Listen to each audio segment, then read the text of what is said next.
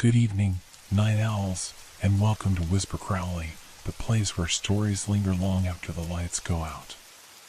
Tonight, we prepared chilling tales paired with the soothing sound of rain to ignite your imagination and make your heart race. If you feel the cold creeping in, tap that like button. It helps keep the shadows alive. Tell us in the comments where you're listening from or share the scariest moment that sent shivers down your spine. Don't forget to subscribe. You wouldn't want to miss what lurks in the darkness ahead. I had been hiking for hours, the sound of my boots crunching against the dry leaves the only noise breaking the silence of the dense forest. The trees stretched up above me like silent sentinels, their branches swaying slightly in the cool evening breeze. I had chosen this spot for my overnight stay, a small clearing near a stream where the stars would be visible through the gaps in the canopy. The day had been long, but the night promised rest. Or at least, that's what I thought. I set up my tent quickly, eager to get some sleep. The sky had turned a deep purple, and the first stars were starting to emerge, twinkling faintly above. I built a small fire, the crackling flames offering a warm comfort against the cold creeping in. The smell of burning wood filled the air, and for a moment, I felt at peace. But as I sat there, the forest around me seemed to change.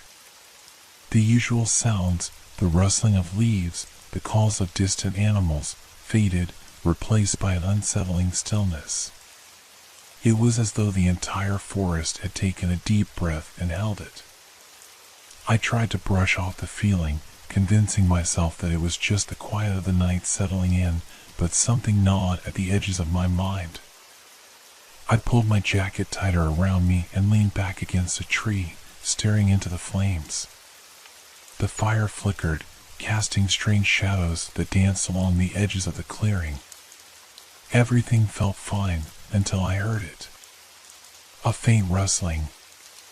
At first, it was so subtle that I thought it might be the wind, but then it came again. Louder this time.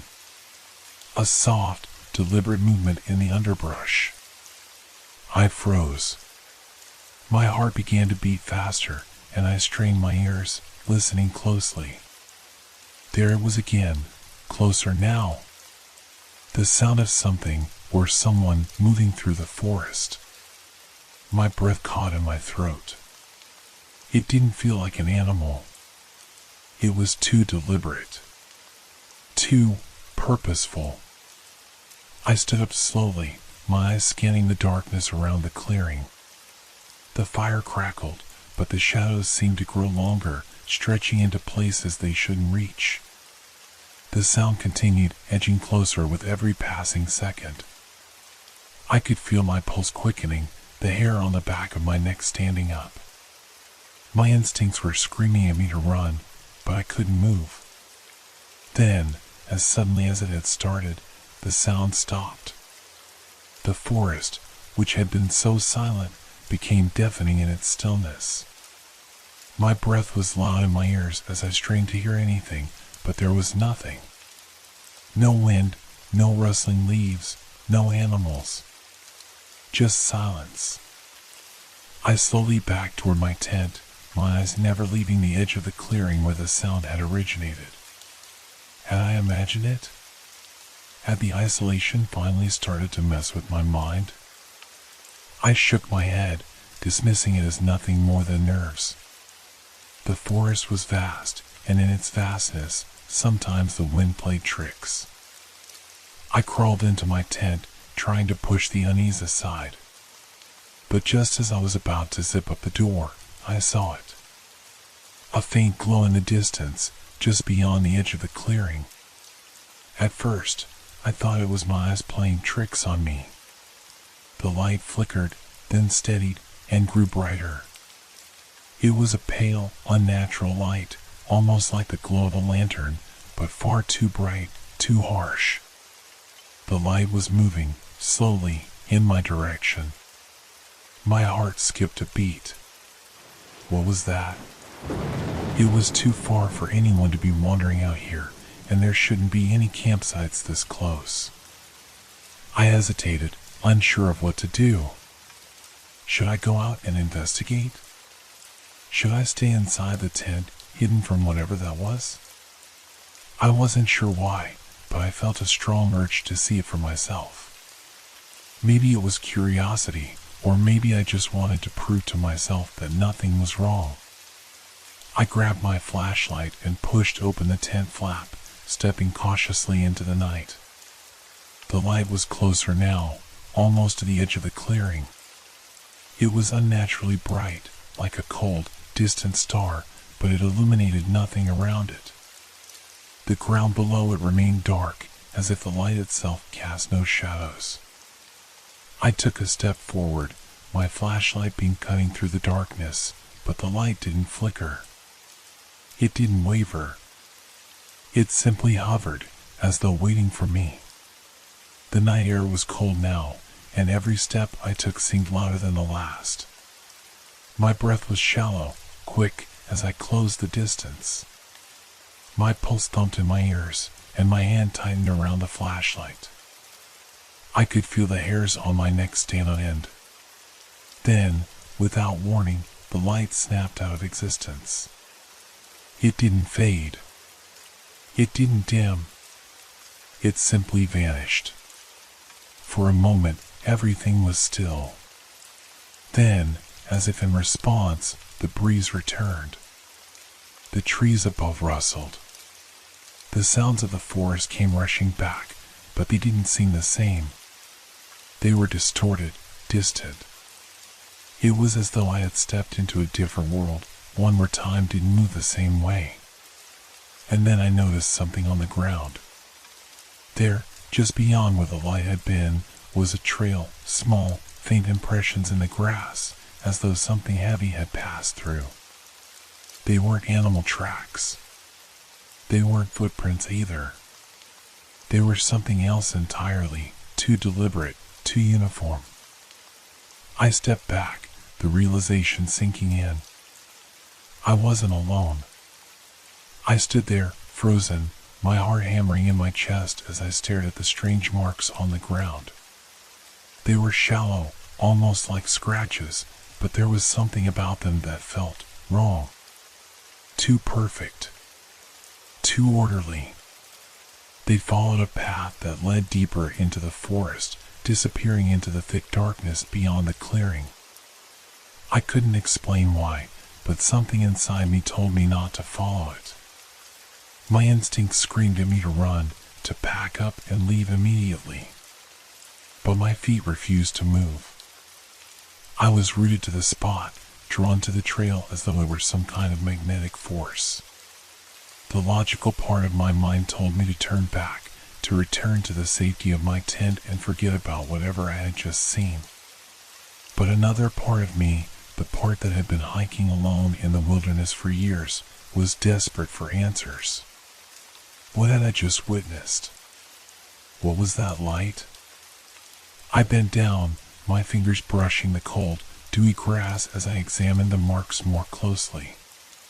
They seemed to shimmer in the moonlight, almost like they were fresh, as though whatever had made them was still nearby. The realization hit me like a wave. This wasn't just some random occurrence. Whatever had caused this, it was intelligent. It wasn't an animal, and it wasn't the wind. It had purpose. A chill ran down my spine. I quickly stood up, my eyes darting around the clearing. The air had changed. It wasn't just cold anymore, it felt heavy. Like the entire forest was holding its breath, waiting for something. The rustling in the trees returned, but now it was closer. Too close. The sound was unmistakable, footsteps. A soft crunch of leaves, too deliberate to be an animal, too controlled to be random.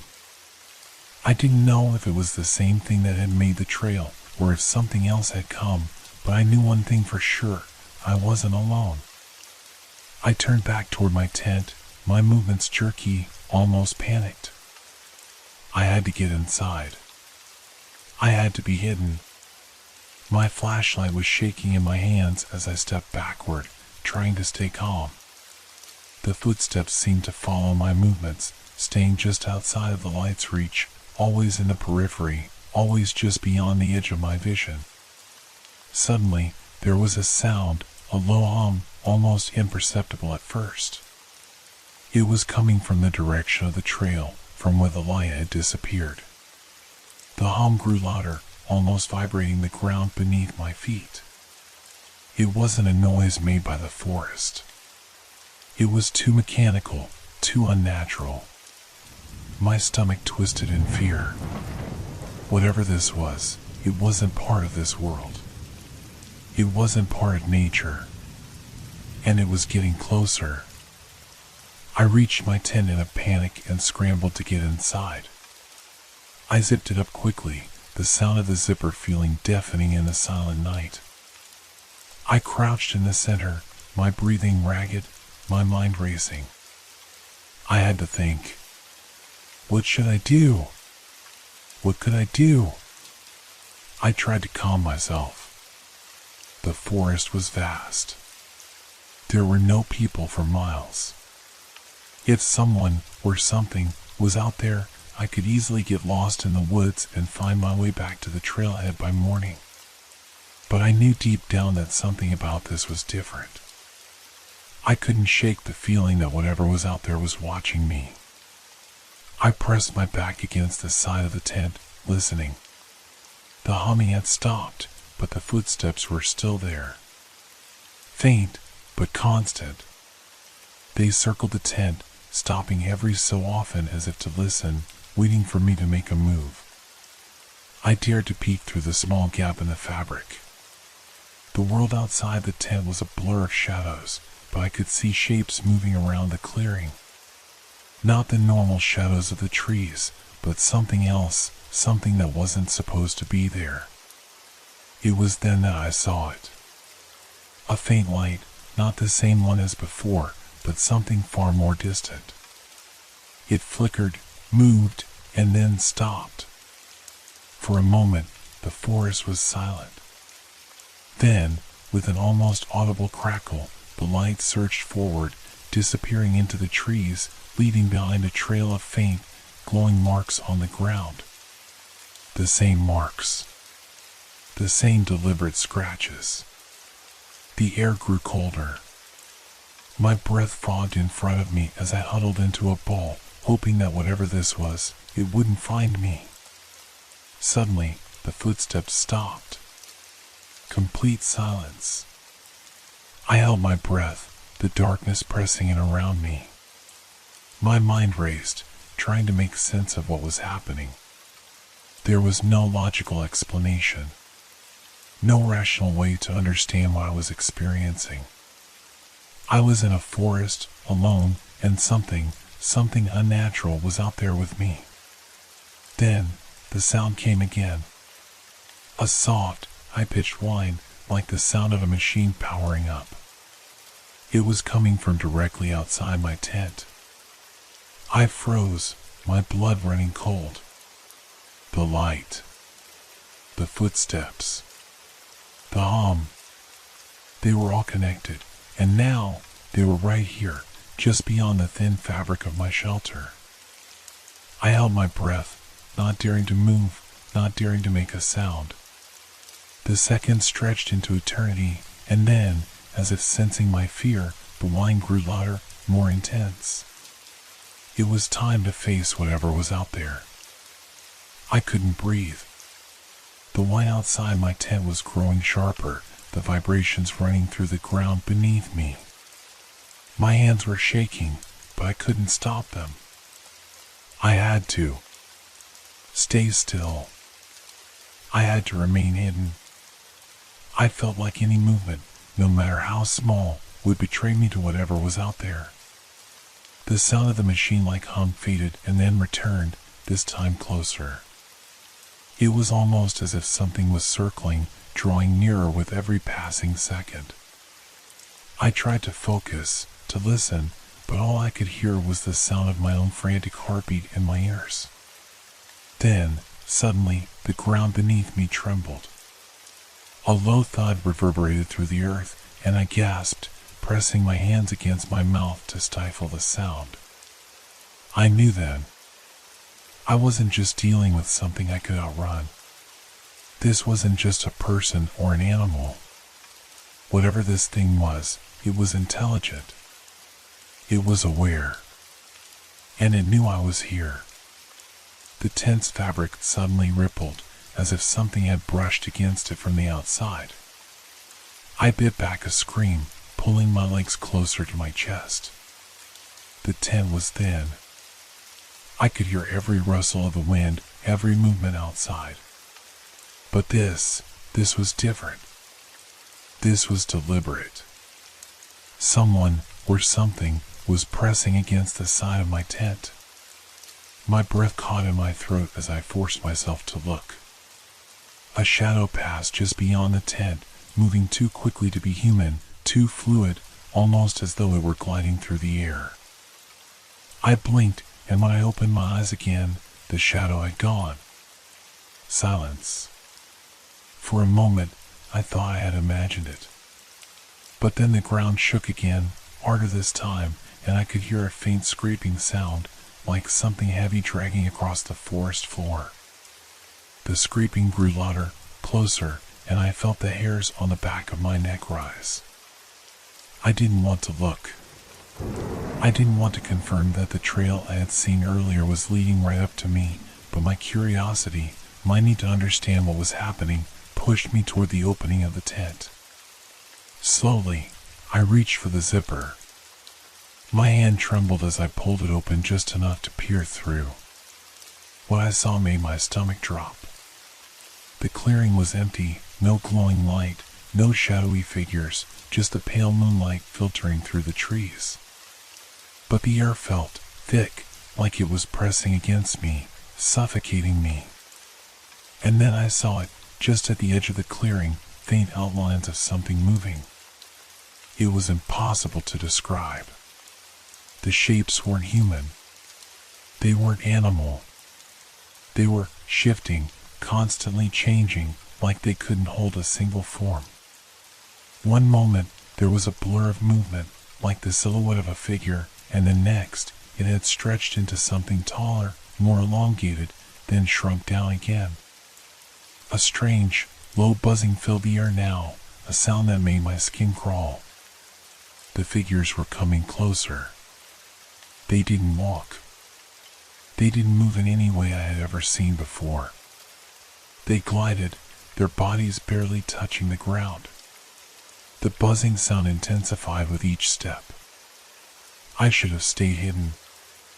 I should have closed the tent flap and tried to sleep, tried to forget this madness. But my feet, they were moving, against my will, pulling me toward the entrance. I didn't know why.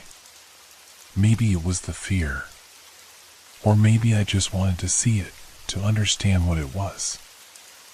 I stumbled out of the tent, my flashlight in hand. I swung it wildly through the darkness, trying to catch a glimpse of whatever was out there. The light flickered, its beam weak, but it was enough to see the figures clearly. They weren't human. They weren't anything I could explain. They were like shadows, no, like holes in the night itself, patches of darkness with vague shapes inside. They had no faces, no clear outlines.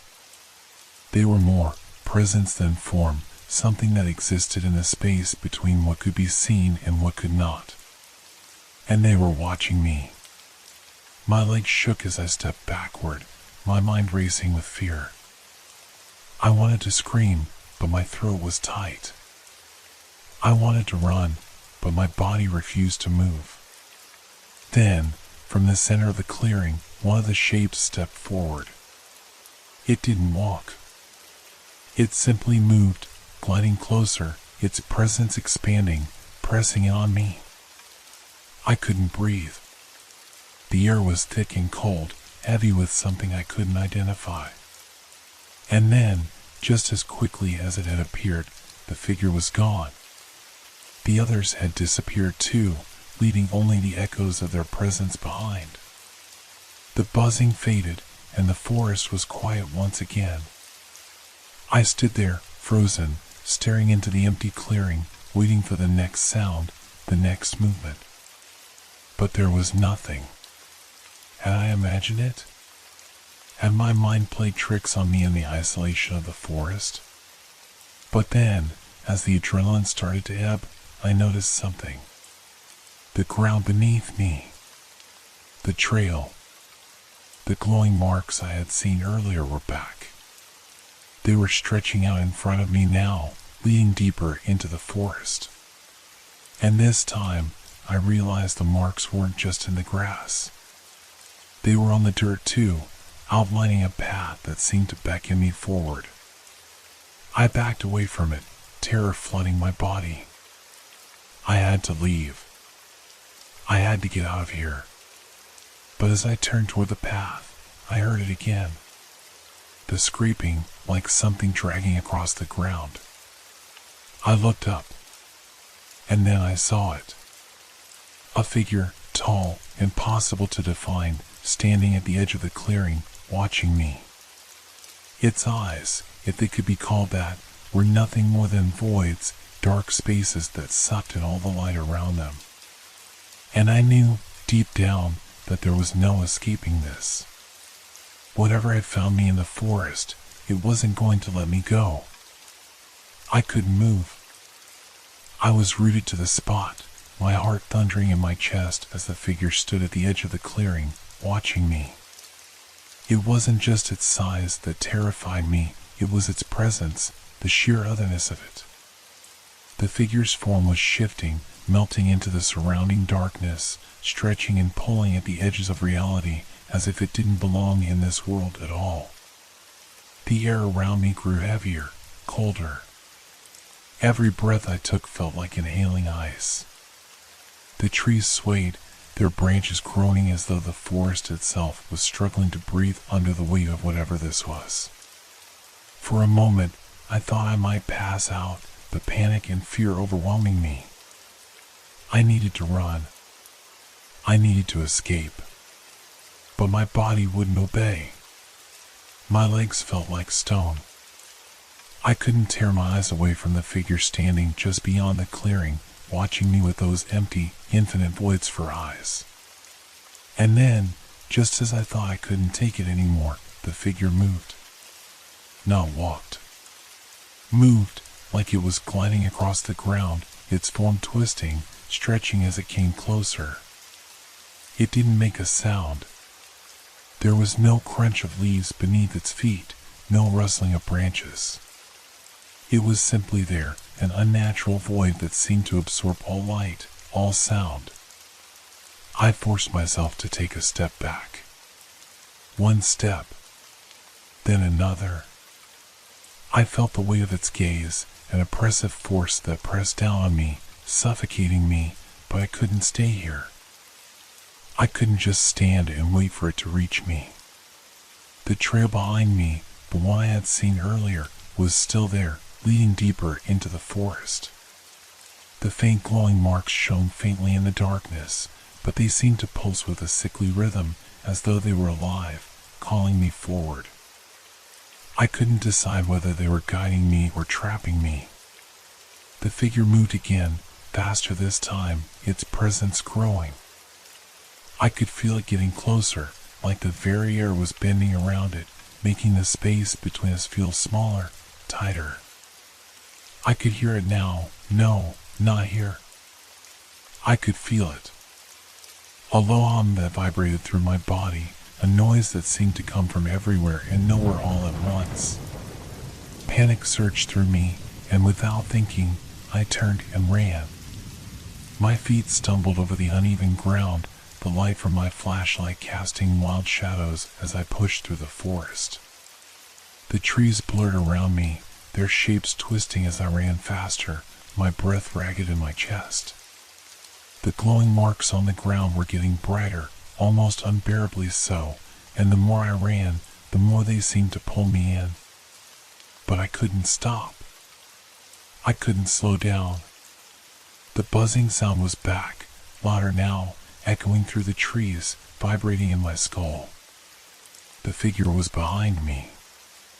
I could feel it, its presence, its cold, suffocating weight, drawing closer with every step. It was following me. Whatever it wasn't just a presence, it was hunting me. I had to find a way out.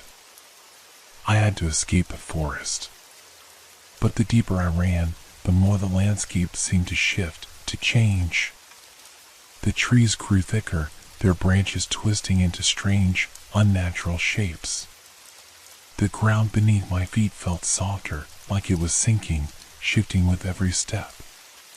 The forest was no longer familiar. It felt wrong, like I was moving through a dream, a nightmare that kept bending reality around me. And then, I saw it.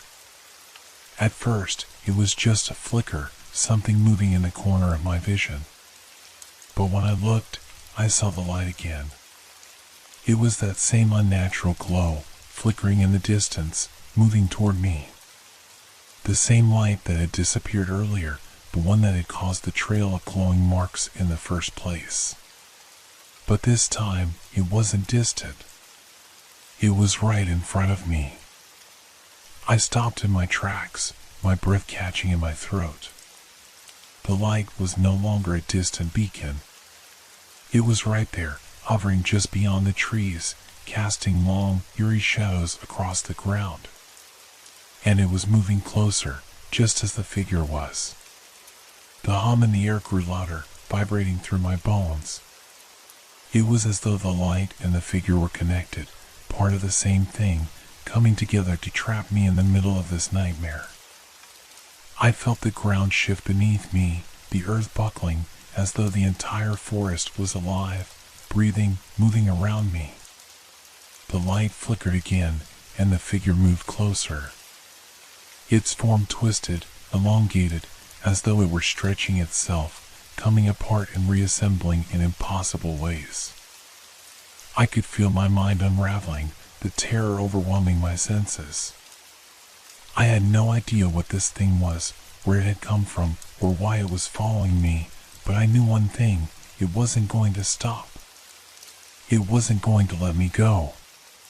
Suddenly, I heard a noise.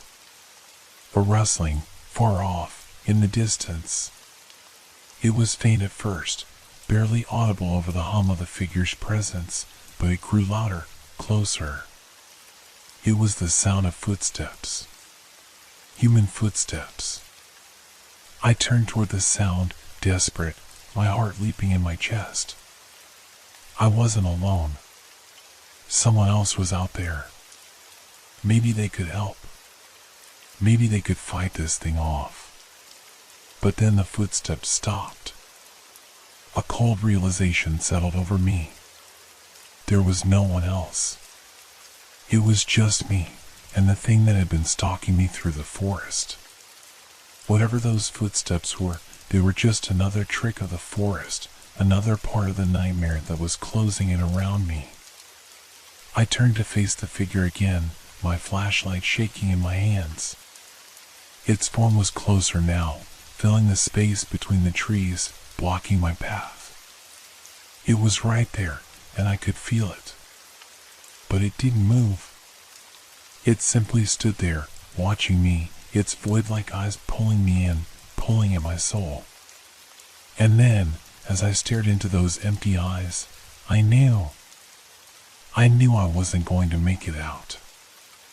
I wasn't just lost in the forest anymore. I was lost in a place that didn't follow the rules of reality. I was trapped. And I wasn't alone. I couldn't breathe. The world around me felt like it was suffocating me, the air thick and cold, pressing down on my chest, making each breath harder than the last.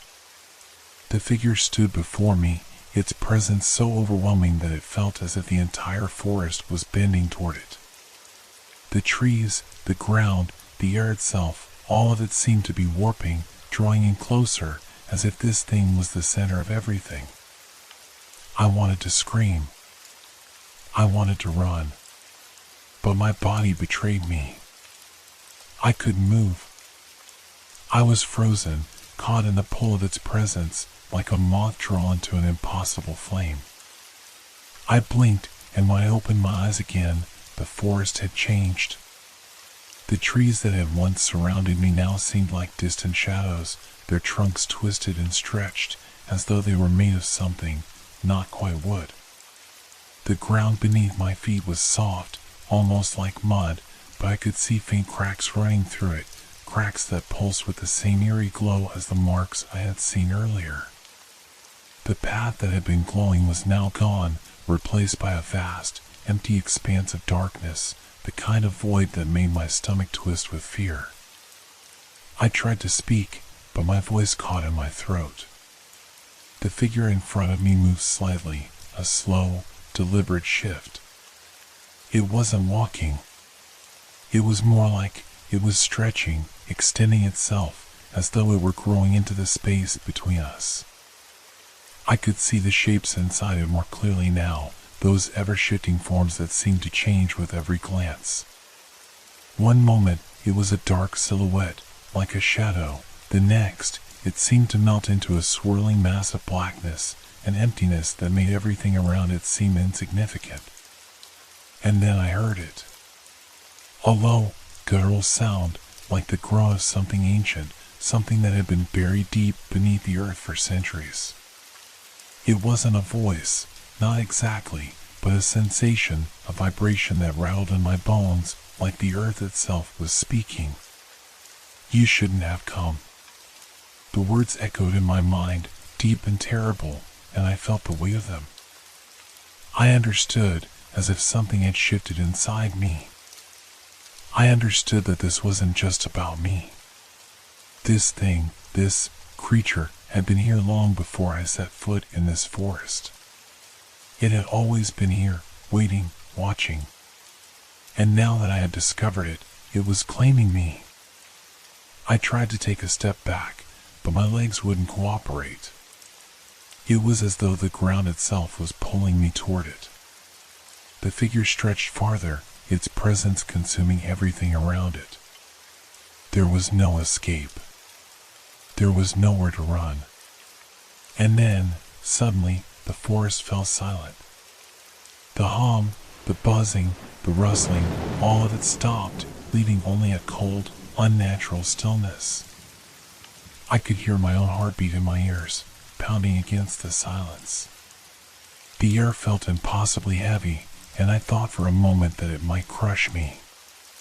Why are you afraid? The thought came again, clear and undeniable. The voice wasn't a sound, it was a feeling, a thought that pressed itself into my mind, drowning out everything else. And I realized, with a sinking heart, that the thing in front of me wasn't just watching me, it was in my mind, feeding off my fear, my confusion. I couldn't escape it. I couldn't fight it. It wasn't just a creature from the forest. It was something older. Something that existed beyond the boundaries of this world. A being that had no form, no true shape, but that existed in the spaces between worlds, in the cracks between time and reality. I had crossed into its domain. And now, it was claiming me. My vision blurred. My thoughts became fragmented, scattered like leaves in the wind. I felt myself sinking into the darkness, unable to hold on to anything. The forest, the figure, the path, all of it was fading, twisting, warping. I wanted to scream, but there was no sound. The figure loomed over me, its presence overwhelming, its form both everywhere and nowhere, stretching across the void. I was losing myself to it. I felt it pulling at the very core of my being, tearing away at the pieces of who I was. And then, just as I thought I would be consumed completely, a sudden realization struck me. I wasn't meant to understand. I wasn't meant to survive. I was just another soul, another lost wanderer caught in the forest's endless grip. This thing, this presence, had never intended to let me go. I had stepped into something I could never escape, something that had always been here, waiting for the right moment. As the last of my consciousness slipped away, I understood. There would be no rescue, no return. I would never leave this place. And as the darkness closed in around me, I felt the cold embrace of the void, and I knew I had become a part of it. The next morning, the forest was quiet. The path was empty, the glowing marks now gone, as if they had never existed at all. The trees stood as they had before, tall and still, watching the empty clearing. The only trace of the night's events was a single, faint trail of disturbed earth, stretching into the distance, disappearing into the unknown. And as the wind whispered through the branches, there was no sign of the man who had wandered too far into the forest. The forest was still waiting.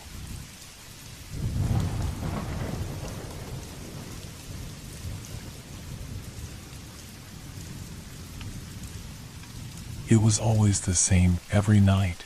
At precisely midnight, I would hear the knock. It wasn't a loud, sudden bang, like someone desperate to get in. No, it was a soft, almost gentle tap on the door. The kind that might make you think it was the wind or a tree branch brushing against the wood. But I knew it wasn't. It was too deliberate, too consistent, like it was waiting for me to hear it.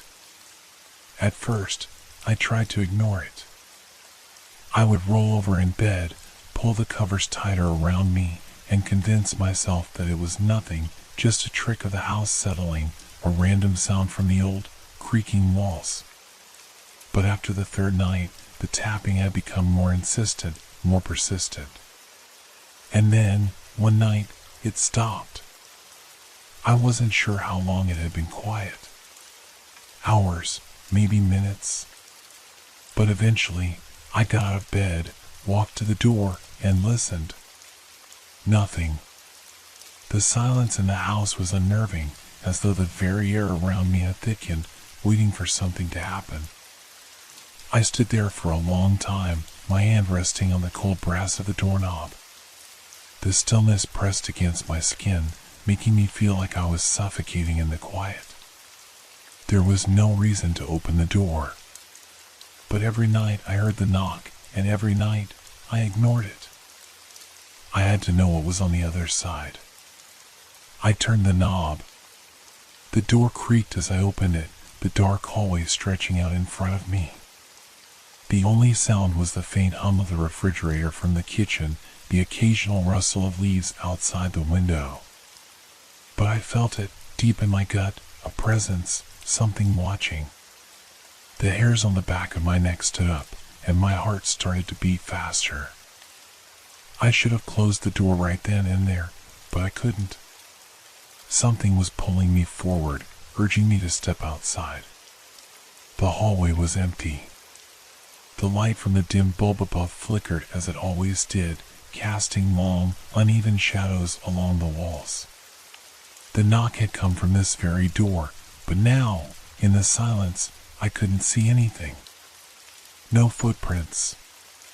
No sign of anything having been there. Only the oppressive quiet. I waited.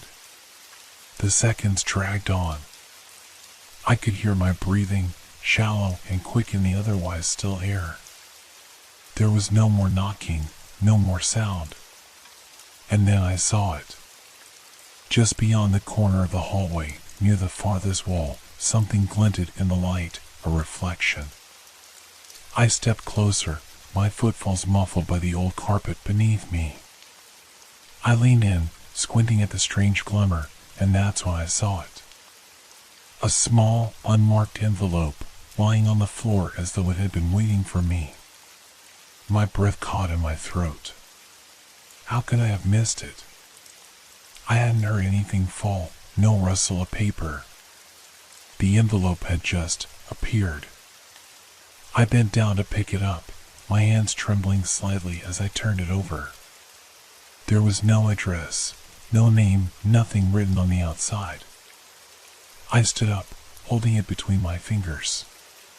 The paper felt thin, almost fragile, like it could disintegrate if I squeezed it too tightly. A chill ran through me, the kind that came from nowhere and wrapped itself around my bones. Without thinking, I tore the envelope open.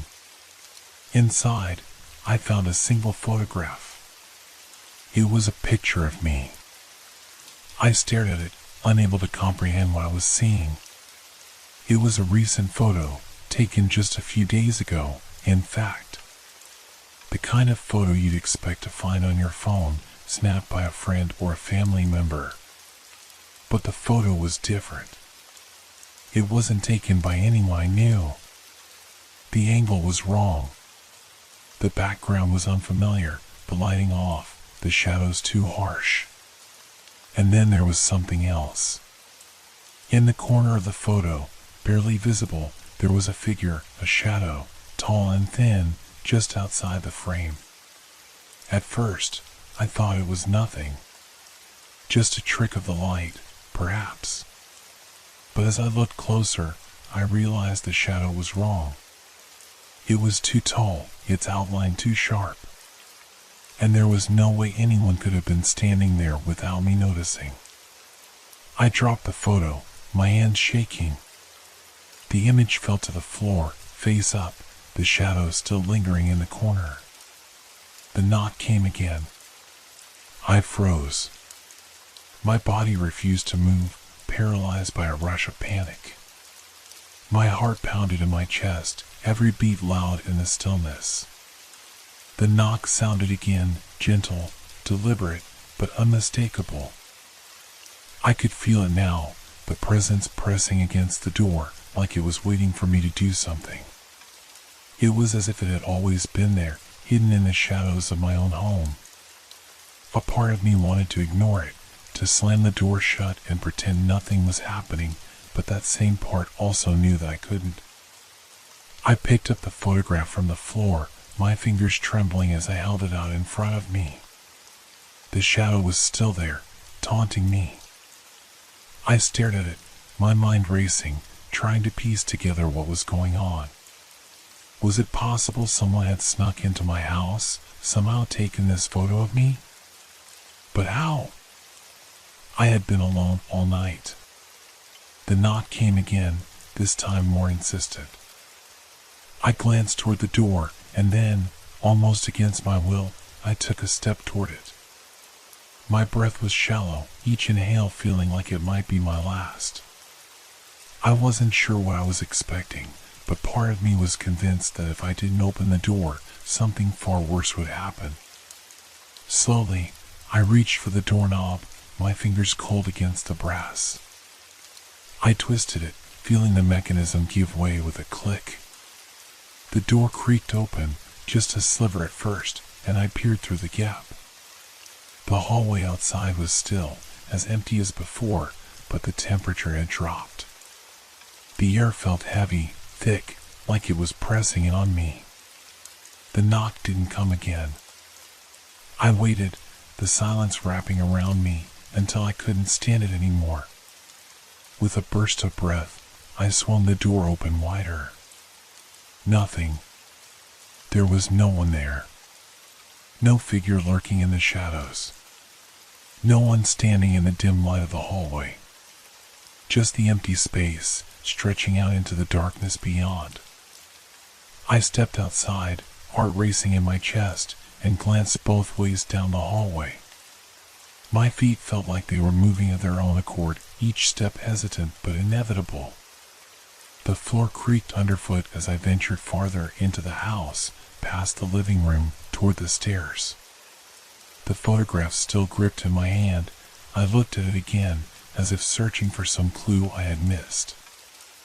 I felt exposed, vulnerable, as though the house itself was watching me. My breath came out in quick bursts, the sensation of being followed growing stronger with each passing moment. The feeling that I wasn't alone, that there was something in the corners of my vision, just outside my line of sight. I turned back toward the front door, but just as I did, I heard it. A soft shuffling sound coming from the direction of the kitchen. It wasn't a creak or a groan like the house settling. No, this was a sound that suggested something or someone was moving. My heart skipped a beat. I slowly backed toward the door, the floorboards seeming to echo with each step I took. My mind screamed at me to run, to lock the door and forget this ever happened, but my feet were glued to the floor. I was rooted to the spot, trapped by the sound. The shuffling grew louder, closer.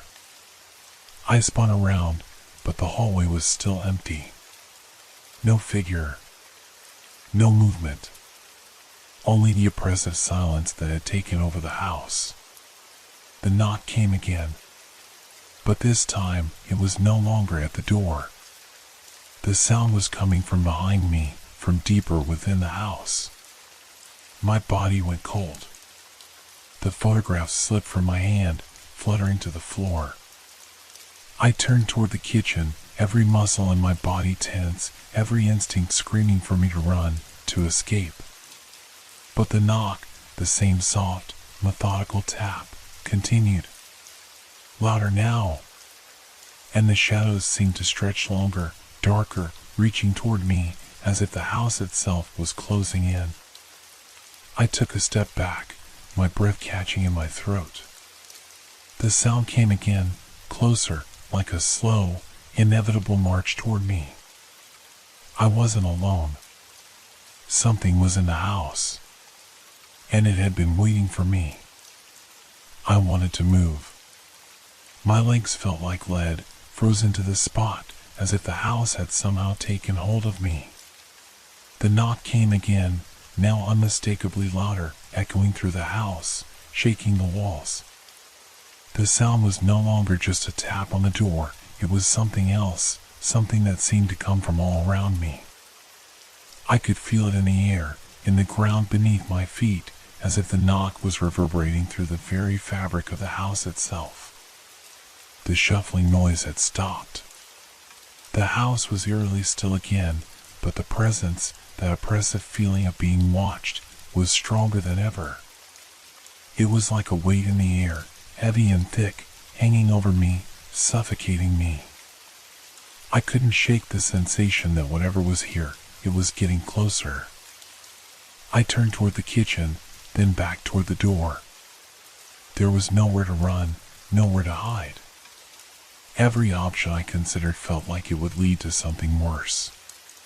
The house seemed to grow more oppressive by the second, its familiar, comforting walls now warped into something sinister, something foreign. I could still hear the knocking, but now it had a rhythm to it. Almost like someone was counting, measuring time. One knock, then another, then a brief pause, and then more. Slowly, methodically. It felt deliberate, as if it were waiting for me to respond. I swallowed hard, my mouth dry. The photo still sat on the floor, the faint outline of the shadow in the corner staring back at me. Was it the same figure from the hallway? I didn't know anymore. My mind was racing, my heart hammering in my chest. I had to make a choice.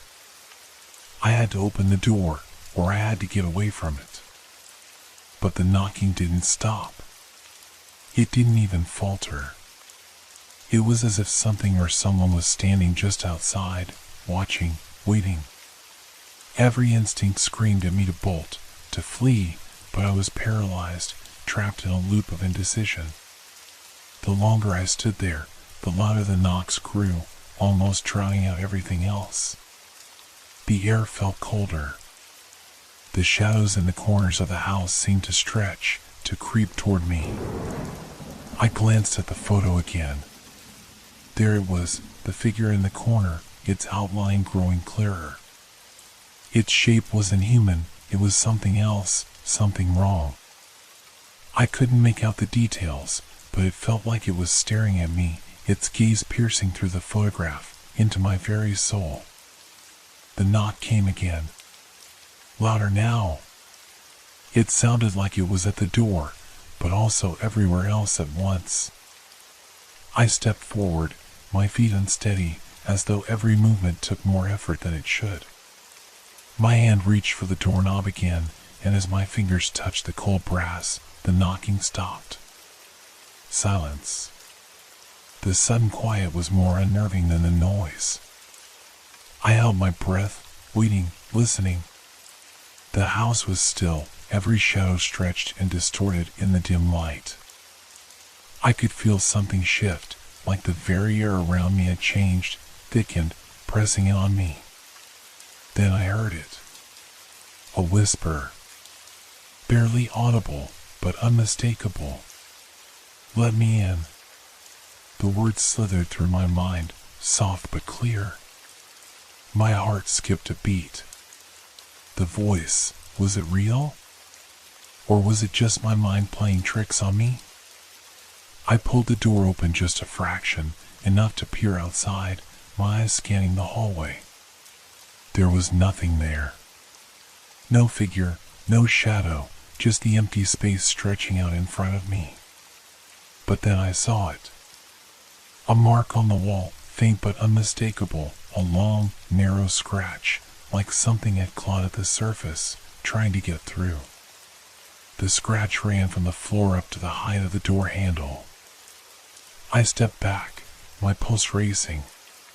The knocking had stopped, but the whisper lingered, echoing in the back of my mind. "Let me in." I slammed the door shut, my hand shaking as I fumbled with the lock. The silence returned, but this time it wasn't comforting. It was suffocating. The walls seemed to close in around me, and the air felt thick, stifling. I stood there, frozen, my breath shallow, unable to shake the feeling that something was right on the other side of the door.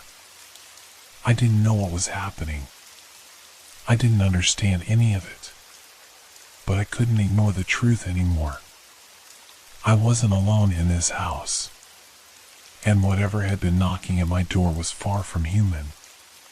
It was something else. And it was waiting for me to let it in. I stood there, staring at the door, my pulse hammering in my ears. Every breath I took felt shallow, like I was suffocating under the weight of something invisible pressing in on me. The house was quiet now, too quiet, and the silence seemed to stretch on forever. I could still hear the whisper in my mind, soft but persistent. "Let me in." I shook my head, trying to block it out, but the words lingered, echoing through the empty spaces of my thoughts. I tried to convince myself that I was imagining it, that I was simply exhausted, my mind playing tricks on me. But deep down, I knew it wasn't just my imagination. Something had been here. Something was still here. The scratch on the door. The whisper. The photo. It was all connected, somehow. But to what? What did it want from me? I glanced around the room, my eyes darting from corner to corner. The shadows seemed to stretch and twist unnaturally, like they were alive, like they were waiting for me to make the wrong move. Every sound, the creak of the floorboards, the rustle of the curtains, felt amplified in the silence, as though the house itself was holding its breath, waiting for something to happen. I turned away from the door, my legs unsteady, and stumbled into the living room. I needed to think. I needed to understand what was going on before I lost my mind completely. But as I moved, the floor seemed to groan under my weight, each step echoing in the empty house like a loud, unwanted reminder that I was alone. Or, at least, I should have been. The knocking came again. This time, it wasn't just at the door. The sound was coming from all around me. Tap. Tap. Tap. It was coming from the walls, from the floor, from every corner of the house. My heart pounded in my chest, my breath coming in short, ragged gasps. The knocking was louder now, more insistent, like it was trying to break through the very fabric of the house, to tear its way inside. I couldn't take it anymore. I needed to know. I needed to face whatever was outside my door. I rushed back to the front door, my hand shaking as I reached for the knob. The knocking was deafening now, drowning out everything else. The walls trembled under the force of the sound. I hesitated for a moment, my mind racing. What if it wasn't just a knock? What if it was something worse? The whisper came again, louder this time, and I felt it in the pit of my stomach. "Let me in." My breath hitched to my throat. The words were clear now. They weren't just in my mind. They were real. With a final burst of courage, or was it desperation, I swung open the door. There was nothing there. The hallway was empty, just as it had been before. The shadows in the corners looked the same, long and twisted, like they were waiting for something to emerge from the dark. But there was no figure standing at the threshold, no one on the other side. I stared into the hallway, my heart still racing, trying to make sense of what I was seeing. Was this a game? Was someone playing tricks on me? No, this wasn't a game. I could feel it in my bones. Whatever was happening, it was real. I stepped into the hallway, the floorboards creaking beneath my feet as I moved forward. Every step felt heavier than the last, the weight of the silence pressing on me from all sides. The shadows seemed to follow me, stretching out, bending in ways they shouldn't. And then, I saw it. At the far end of the hallway, just before the stairs, a figure stood in the darkness. I couldn't make out any details, just a tall, thin shape, barely visible in the dim light. But it was there, standing perfectly still, waiting. My breath caught in my throat. It wasn't a person. It couldn't be. It was the shadow from the photograph. The one I had seen in the corner of the frame. It was real. "Let me in." The voice was louder now, coming from the figure at the end of the hall. It was the same whisper, but now it was filled with a sense of urgency, a desperation that made my blood run cold. I took a step back, my body trembling. I should have turned around and run. But I couldn't. I couldn't tear my eyes away from the figure, the presence that had been stalking me, watching me from the corners of my home. I reached for the wall for support, my fingers brushing against the cool surface, but the knock came again, this time right behind me. I spun around. Nothing. But the air felt thick with something I couldn't see. A presence. A force. I could feel it pushing against me, closing in from all sides, suffocating me. The knocking was no longer a sound I could hear. It was a pressure, a force, pressing in from every direction. It was like the house was closing in on me, its walls squeezing together, trapping me in this nightmare. And then, I saw it. A figure appeared, standing directly in front of me. Not in the hallway. Not at the door. But right there, in the living room, where I had been standing only moments before. I couldn't scream. I couldn't move. It reached out, its hand, thin and impossibly long, stretching toward me.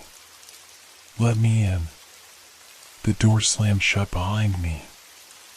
I backed away, my body frozen in place, every instinct screaming at me to run, to escape, but my legs refused to obey. The figure in front of me moved slowly, unnaturally so, its long, thin arms reaching out toward me like a spider's legs, its shadow stretching impossibly long against the walls. It was no longer just a vague shape. It was real. And it was coming closer. I couldn't make out its face, if it even had one, but I could feel its presence, as though it was staring directly into my soul. The room felt smaller, suffocating, like the walls were closing in with every passing second. The air around me seemed to thicken, as if it were alive, pulling at my breath, constricting my chest. "Let me in." The whisper was right beside me now, in my ear, its cold breath against my skin. My heart pounded in my chest, my skin prickling with a cold sweat. It was like the very space around me had shifted, bent, warped into something alien, something hostile. I didn't understand. How had it gotten so close? It was just standing there a moment ago, far down the hallway, and now it was right here. I could almost feel its touch, the air crackling with some invisible energy. It was like it had always been in this house, waiting, watching, waiting for me to notice it. I had to move. I had to do something. But my body refused to obey. Every muscle in my legs was paralyzed, like they had turned to stone. My eyes darted around the room, looking for an escape, but the windows were too far. The only way out was the door, the very door that the thing was trying to break through.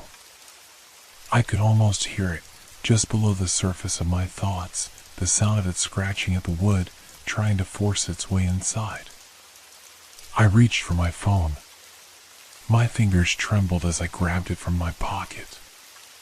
My hands were slick with sweat, but I forced myself to unlock the screen. I needed to call someone, anyone. I needed help. But there was no signal. The bar at the top of the screen was empty, the tiny no-service message mocking me. The silence was deafening, and the thing, whatever it was, didn't make a sound. It didn't need to. It didn't have to. I glanced back at the thing in front of me. It was closer now, its shape more defined in the dim light, but its features remained hidden in the shadows. It was like it was made of the dark itself, a presence formed from the absence of light. And it was staring at me with something that wasn't quite hunger, but something far worse, an infinite patience. It was waiting for me to break. The whisper came again, louder this time, filling my head with its soft, insistent tone. "Let me in." I could hear it in my chest now, feel the words vibrating through my ribs, like it was trying to break into me, invade me. I pressed my hands to my ears, trying to block it out, but it didn't help. The words were inside my head. It was inside my mind. I backed into the wall, my breath coming in ragged gasps, desperate to escape, desperate for any kind of reprieve.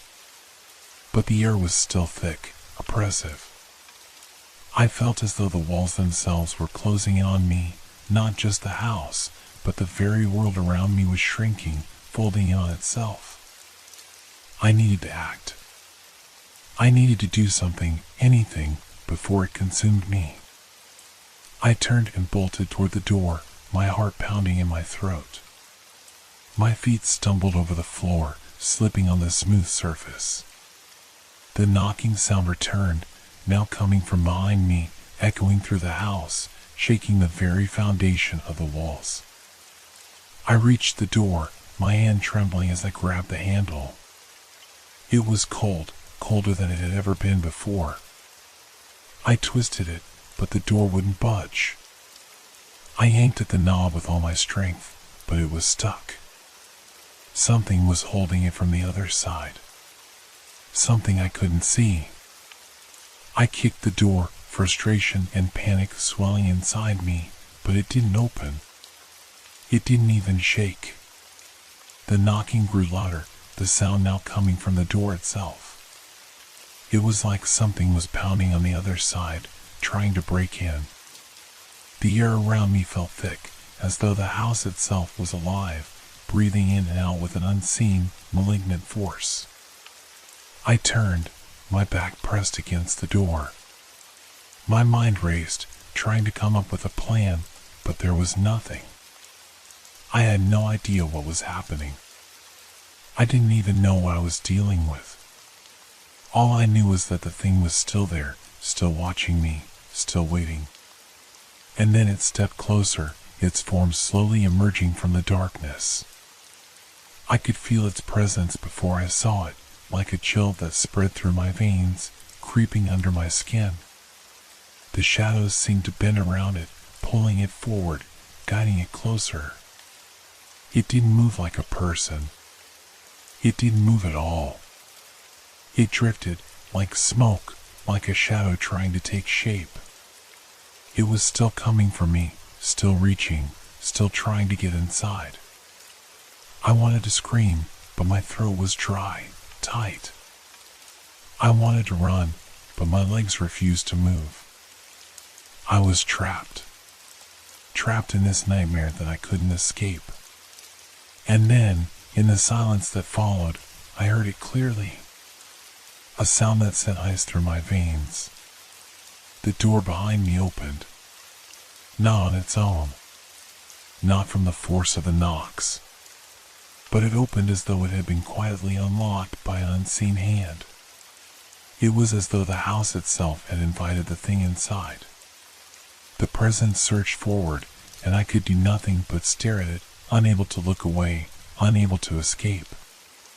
The door creaked open, slowly, as though reluctant to reveal what lay beyond. My body stiffened, every muscle taut with terror. I couldn't breathe. I couldn't think. All I could do was watch as the figure, if it could even be called that, stepped over the threshold, its presence washing over me like a wave of cold, suffocating air. It wasn't like a person at all. It had no face, no features, just an endless void where something should have been. Its form was dark, darker than the shadows themselves, and it moved with an unnatural fluidity.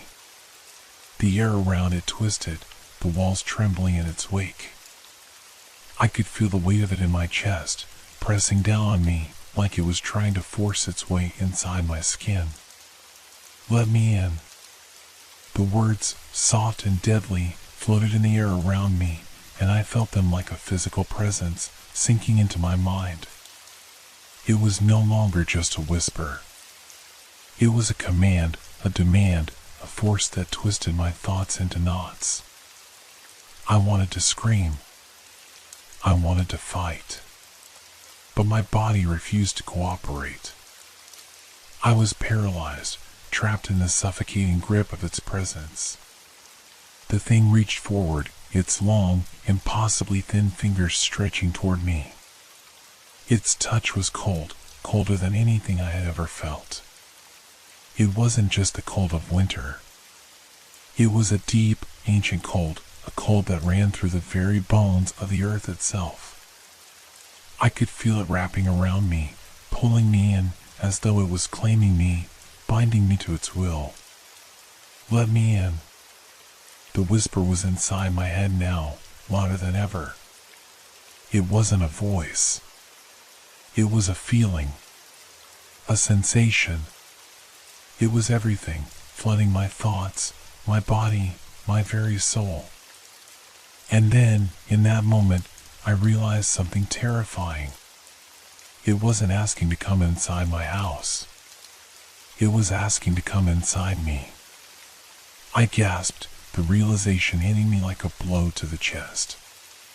My body jerked in a desperate attempt to break free, but it was like fighting against the weight of a mountain. The thing was too close now, too real, and it was pulling me in, pulling me toward it with an invisible force. I struggled to breathe, to think, but the air was thick, suffocating. My vision blurred, and my heart hammered in my chest as though it were trying to break free. The presence was inside my head, inside my body. It was everywhere. Let me in. I shook my head violently, trying to push the words out, trying to block them from my mind. But they kept coming, relentless, filling every corner of my thoughts. I could feel the thing getting closer, its dark form looming over me, its fingers almost within reach.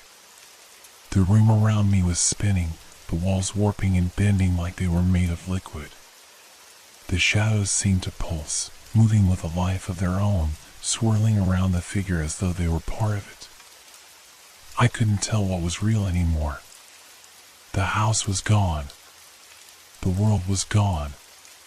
There was only the thing, and it was inside me, suffocating me, consuming me from the inside out. I tried to move again, but this time I was on the floor. I hadn't even realized I had fallen. My legs were numb, my hands trembling as I reached for something, anything, to hold on to. But the floor seemed to stretch away from me, and the shadows closed in like a net. And then, just as I thought I might disappear into the darkness forever, I heard a sound. A faint tapping. A distant knocking. It wasn't coming from the house anymore. It was coming from inside my mind. It was coming from me. Let me in. I didn't know how long I had been on the floor, trapped in that endless nightmare. Time had ceased to exist. The tapping, the knocking, the whispering, it was all the same. The same demand, the same suffocating pull. And then, the world shifted again. The knocking stopped. The whispers faded away. The presence, that suffocating, cold weight, it lifted. I opened my eyes. I was back in the living room. The door was closed, just as it had been before. The shadows were still long, still twisted, but they were no longer alive. They were just shadows. Just shadows. The house was silent. I was alone. But I wasn't free. I could still feel it, the thing. It was inside me, buried deep. I could feel it tapping, knocking against the walls of my mind, trying to break through, trying to make its way out. Let me in. The whisper echoed in my thoughts, louder than ever, and I realized with a sickening certainty that it hadn't left. It was waiting. It had always been waiting. And one day, it would get what it wanted. Let me in.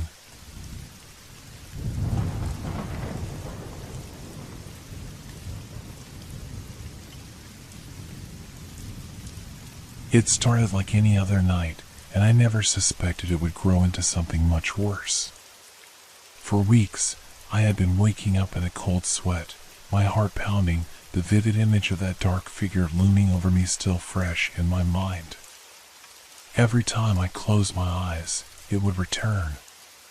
It was the same dream, the same feeling of being chased, of running and never getting away. No matter how fast I ran, the figure never seemed to get closer, but it never let me escape either. At first, I tried to tell myself it was just a dream, a result of stress or an overactive imagination. But then the dream started becoming more vivid, more intense. I could feel the coldness of the air in the darkened alleyways where I ran, the rustling of footsteps behind me, always just out of reach. The figure was never clear, never defined. It was a shape, a silhouette, something dark and formless, but it was always there. And then one night, I woke up to find the room was colder than usual. My breath visible in the air, I sat up in bed, heart racing. It wasn't the usual cold that came with a chilly night. No, this was different. It felt wrong. And as I turned toward the window, I noticed someone standing outside. I rushed to the window, throwing the curtain aside, but there was no one there. Just the usual empty street, quiet as it had always been. Still, I couldn't shake the feeling that I had seen something. That dark figure, it was real. It was outside my window. I was sure of it. The next morning, I tried to push the thoughts away, convincing myself I was simply still shaken from the dream. But the nagging feeling wouldn't leave me. Each day seemed to drag on, as though time itself was moving slower, and I felt more paranoid with every passing hour. I couldn't look out of a window without feeling eyes on me. I couldn't walk down the street without the sensation of someone following me. It was only a matter of time before it happened again. That night, I woke up in a panic, the same nightmare replaying in my mind. The footsteps. The cold. The figure. But this time, when I woke up, I wasn't in my bed. I wasn't in my room.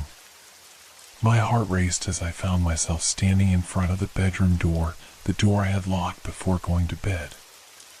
My body was frozen, my mind racing, trying to piece together how I had gotten out of bed in the first place. The cold was there again, a heavy weight pressing down on me. I could feel it in my bones, creeping through my skin, settling deep inside me. And then, as I stood there in the darkness, I heard it, the unmistakable sound of a footstep. Slow. Deliberate. A quiet creak in the floorboards, just outside the room. I couldn't move. I couldn't breathe. I was rooted to the spot, waiting for the figure to step into view. But it never did. I waited for what felt like an eternity, but there was nothing. No sound. No movement. Just the oppressive silence of the dark house. I didn't dare look away from the door, terrified that the moment I did, the figure would appear behind me. But it never came. I slowly backed away from the door, trying to steady my breath. My mind was racing, trying to make sense of everything, but nothing felt real anymore. Was this just another dream? Was I still asleep? Or had I somehow slipped into some twisted reality where the nightmares bled into the waking world? The next day, I tried to go about my routine, pretending that nothing had happened. But something had changed. The fear, the unease, it was there, lurking just beneath the surface. I couldn't shake the feeling that the figure wasn't just in my dreams anymore. It was in my life, stalking me from the shadows. And then, I saw it. It was at the park, during my usual walk. I had my head down, trying to ignore the gnawing anxiety that had become my constant companion. But when I looked up, it was there. Just across the street. That same dark shape, standing still, watching. I froze, my heart hammering in my chest. It was unmistakable. The same figure from my dreams. It hadn't been a dream. It was real. And it was following me. I turned quickly, walking away as fast as I could, but the footsteps echoed behind me, slow and measured. The sound grew louder with every step I took, and soon I couldn't tell if they were my own or the figure's. I rushed back home, slamming the door shut behind me, and for the first time in a long time, I felt a sliver of relief. I had escaped for now. But I knew, deep down, that it wouldn't be the last time. The dreams weren't just dreams anymore. The figure had crossed over from the realm of sleep to the waking world. And it wasn't just following me in my sleep. It was hunting me. The line between the real and the imagined was beginning to blur, and I had no idea how to stop it. The following night, I barely slept. My mind raced, replaying everything, the figure in the park, the footsteps, the coldness that clung to me like a shadow. I had to know if what I had seen was real or if I was simply losing my mind. I tried to convince myself that I was overreacting. Maybe it was just a coincidence. But deep down, I knew the truth. I wasn't imagining it. The figure had been there, and it wasn't leaving. I got out of bed and paced around my room. The silence was suffocating. I couldn't shake the feeling that something, or someone, was watching me. I stared at the walls, the familiar surroundings feeling more foreign with each passing second. The darkness outside my window seemed thicker now, like it was pressing in, trying to suffocate the light. The night dragged on, each minute stretching endlessly. I heard every creak of the house, every gust of wind outside. Every sound seemed magnified, every shadow more sinister. I wasn't alone. I was sure of it. Around midnight, I heard it again, the soft thud of footsteps, as quiet as a whisper. My heart skipped a beat. I froze, straining to listen. The footsteps came closer. Slowly. Deliberately. I could hear it now, the sound of something moving in the hallway. Someone was in my house. Panic surged through me. My breath caught in my throat as I rushed to my door, locking it. I didn't know what to do. I couldn't run. The figure was already here, and I wasn't sure if I could escape. The footsteps stopped outside my door. I held my breath, listening for any sign of movement. The silence was unbearable. Then, the doorknob rattled. I recoiled, pressing my back against the wall. There was no mistaking it now. Someone, or something, was on the other side of the door. My heart hammered in my chest, and I felt the cold sweat bead on my skin. My mind raced. Should I open the door? Should I confront whatever was out there? But what if it was the figure? What if it was the end? The handle turned again, slowly this time, as if the person, or whatever it was savoring the moment. The sound of metal against metal was like a final warning, sending chills down my spine. Suddenly, it stopped. For a long moment, everything was still. The darkness outside my door felt oppressive, like it was pressing in on me, waiting. I waited. I couldn't move, couldn't speak. Every part of me screamed to run, but I was paralyzed by fear. What if I wasn't alone? What if it was watching me, waiting for me to make a mistake? Minutes dragged by, and I finally heard the footsteps again, but this time they were moving away.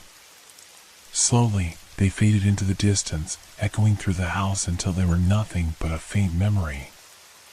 I didn't know how long I stayed there, staring at the door, waiting for something, anything, to happen. But when I finally gathered the courage to check, the hallway was empty. The house was silent once more, as if nothing had happened at all. But I knew it wasn't over. I could feel it. The figure was still out there, watching, waiting. It was like it was toying with me, playing a cruel game, and I was the prey. I locked the door again, but it didn't bring me any comfort. I knew the figure could get in. It had gotten this close before. There was nothing I could do to stop it. I went back to bed, my mind still spinning, but I couldn't shake the feeling that this was just the beginning. The nightmare was no longer confined to my sleep. It was in the waking world now, and I had no idea how to escape it. Sleep didn't come easy that night. Every creak, every sound in the house made my heart race. But I eventually dozed off, exhaustion claiming me in the end. When I woke up the next morning, I felt different. Like something had changed. The air felt heavier, the sunlight that streamed through the windows seemed colder, more distant. I couldn't explain it, but I had this nagging sense that the figure had been with me the whole time. Watching me. The phone rang. I jumped at the sound, startled out of my thoughts. I picked it up with trembling hands, only to hear nothing but silence on the other end. I waited for a few moments, but no one spoke. Then, before I could hang up, a voice whispered through the line. It was soft, barely audible, but it sent a wave of dread through my body. I'm here. And just like that, the line went dead. I sat there, staring at the phone in shock. The figure had crossed over. It wasn't just in my dreams anymore.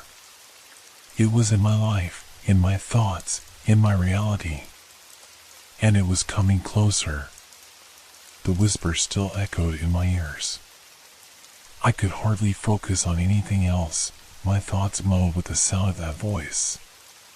It was calm, almost too calm, as if it was testing the waters, waiting to see how I would react. My body was stiff, my fingers still gripping the phone, but the weight of dread had already settled deep into my chest. I set the phone down slowly, my hands shaking. The walls around me felt too close, like they were closing in, pressing against me. My eyes darted around the room, trying to find something familiar, something reassuring. But the room looked foreign now, as though it had never been mine. The sunlight streaming in through the window was harsh, almost accusatory, highlighting every dust particle in the air, every crack in the wall. Nothing felt safe anymore. I needed to leave. Get out. Go somewhere, anywhere, but I couldn't stay here. But as I turned to grab my jacket, I saw something. A shadow, just out of the corner of my eye. It wasn't real, I told myself. It couldn't be. Yet, it was there, lingering, hanging on the edge of my vision like a smudge that wouldn't go away. I blinked, and it was gone. I forced myself to breathe. My thoughts were racing. The voice on the phone, the shadow, was this all just my mind playing tricks on me?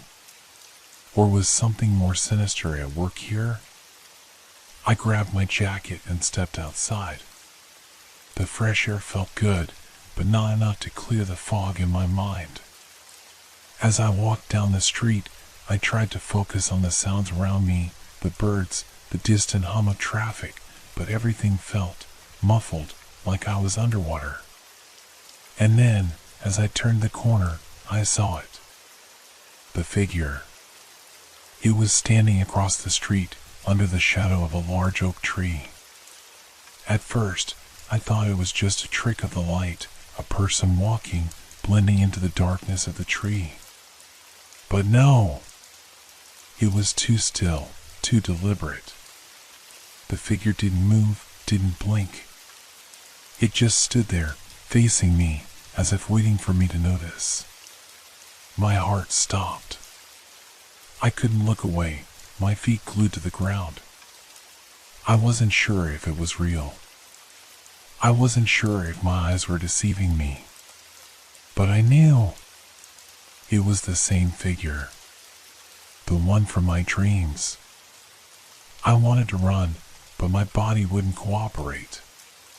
My legs were frozen, my pulse a loud thud in my ears. I tried to swallow, but my throat was dry, tight, like I couldn't breathe properly. I took a step back, and the figure didn't move. Not at first. But then, slowly, it tilted its head. Just slightly. As if acknowledging me. I ran. I turned and sprinted, my breath coming in sharp gasps. I could hear my shoes pounding against the pavement, my heart thundering in my chest. I didn't look back. I couldn't. But I could feel it in the pit of my stomach, the crawling sensation at the base of my spine. The figure was following me. The world around me seemed to blur as I sprinted, my mind consumed by one thought: I had to get away. I had to get out of its reach. I didn't stop running until I was back in my apartment, slamming the door behind me. My hands were trembling as I locked it, pressing my back against it as if to keep whatever was outside from getting in. But the moment I stepped into my living room, I froze. There, in the center of the room, was a piece of paper. Just sitting there, folded neatly. My heart skipped. My breath caught in my throat. I walked slowly, my footsteps echoing in the empty space. My mind was racing. Had I left it there? No. I had just come back. I hadn't seen it before. I picked it up, my fingers trembling. When I unfolded it, my stomach twisted into knots. It was a photograph. A photograph of me standing in front of my own apartment, looking out at the street. I dropped the paper as if it had burned me. It fluttered to the ground, landing with a soft rustle. I could feel it. The figure was still out there. It had been watching me. It was watching me now. I backed away from the paper, feeling the walls close in on me again. The room seemed too small, too oppressive. I couldn't breathe. Then I heard it. A knock.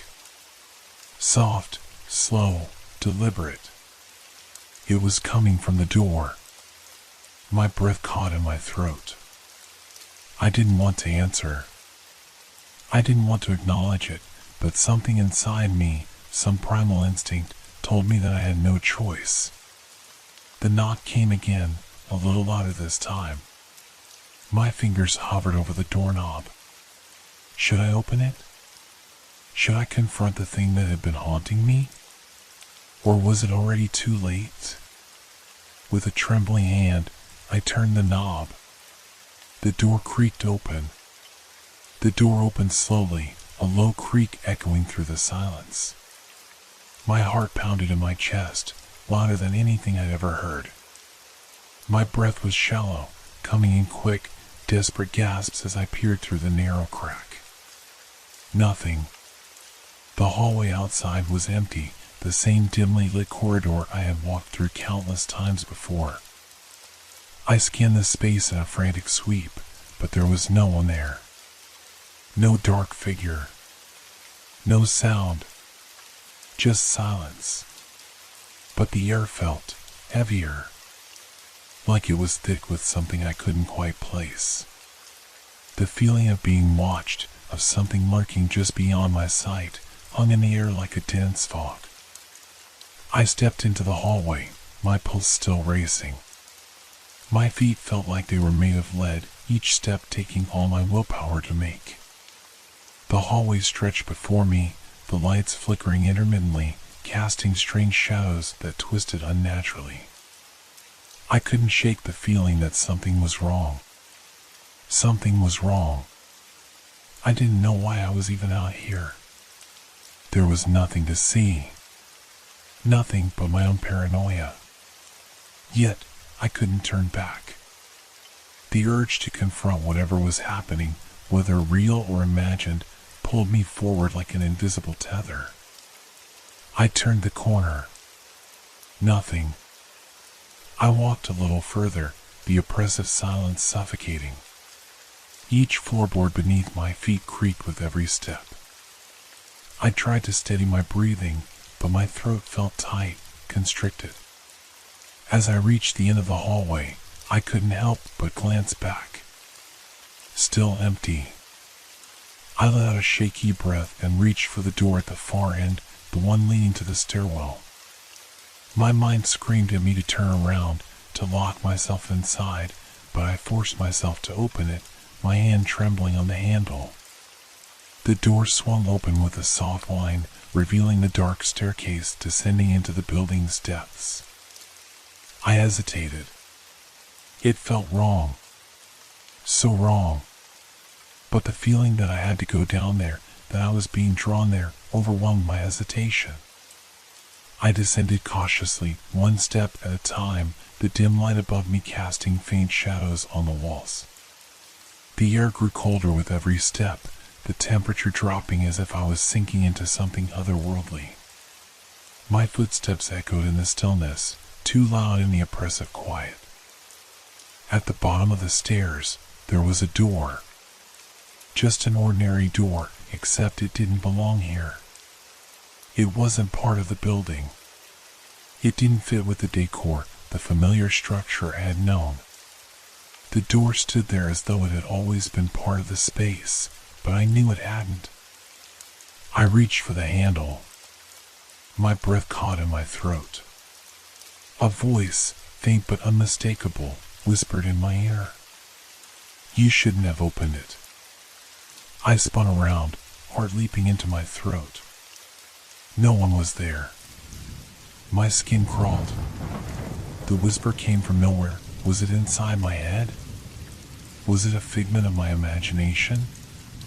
The sensation of something cold brushing against my neck lingered, and I could feel my entire body tense. This couldn't be real. I had to be losing my mind. The door was right in front of me. No turning back. I took a deep breath, my hands sweaty as I grasped the handle and pushed the door open. It creaked louder than I expected. The darkness beyond the threshold seemed to swallow the light from the stairwell, a vast emptiness that made my skin prickle with dread. I stepped inside, and immediately the door slammed shut behind me with a deafening thud. The room was empty, a void, yet I could feel it. I could feel it. I moved forward, my heart pounding like a drum. The space was vast, the air thick with the smell of dust and decay, but it wasn't the physical environment that made my skin crawl.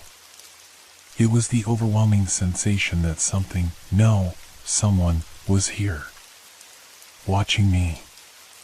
There, in the far corner, a figure stood. Still. Silent. Its form was nothing more than a black silhouette against the dark backdrop. I couldn't make out any features, but it felt like it was staring straight at me, its presence suffocating. I froze, my breath catching in my throat. The figure didn't move, but I could sense it. It was waiting for something. For me. You're too late, the voice whispered again, but this time it came from the figure itself. It wasn't in my head. The words were clear, cutting through the thick silence like a knife. I took a hesitant step backward, my legs trembling.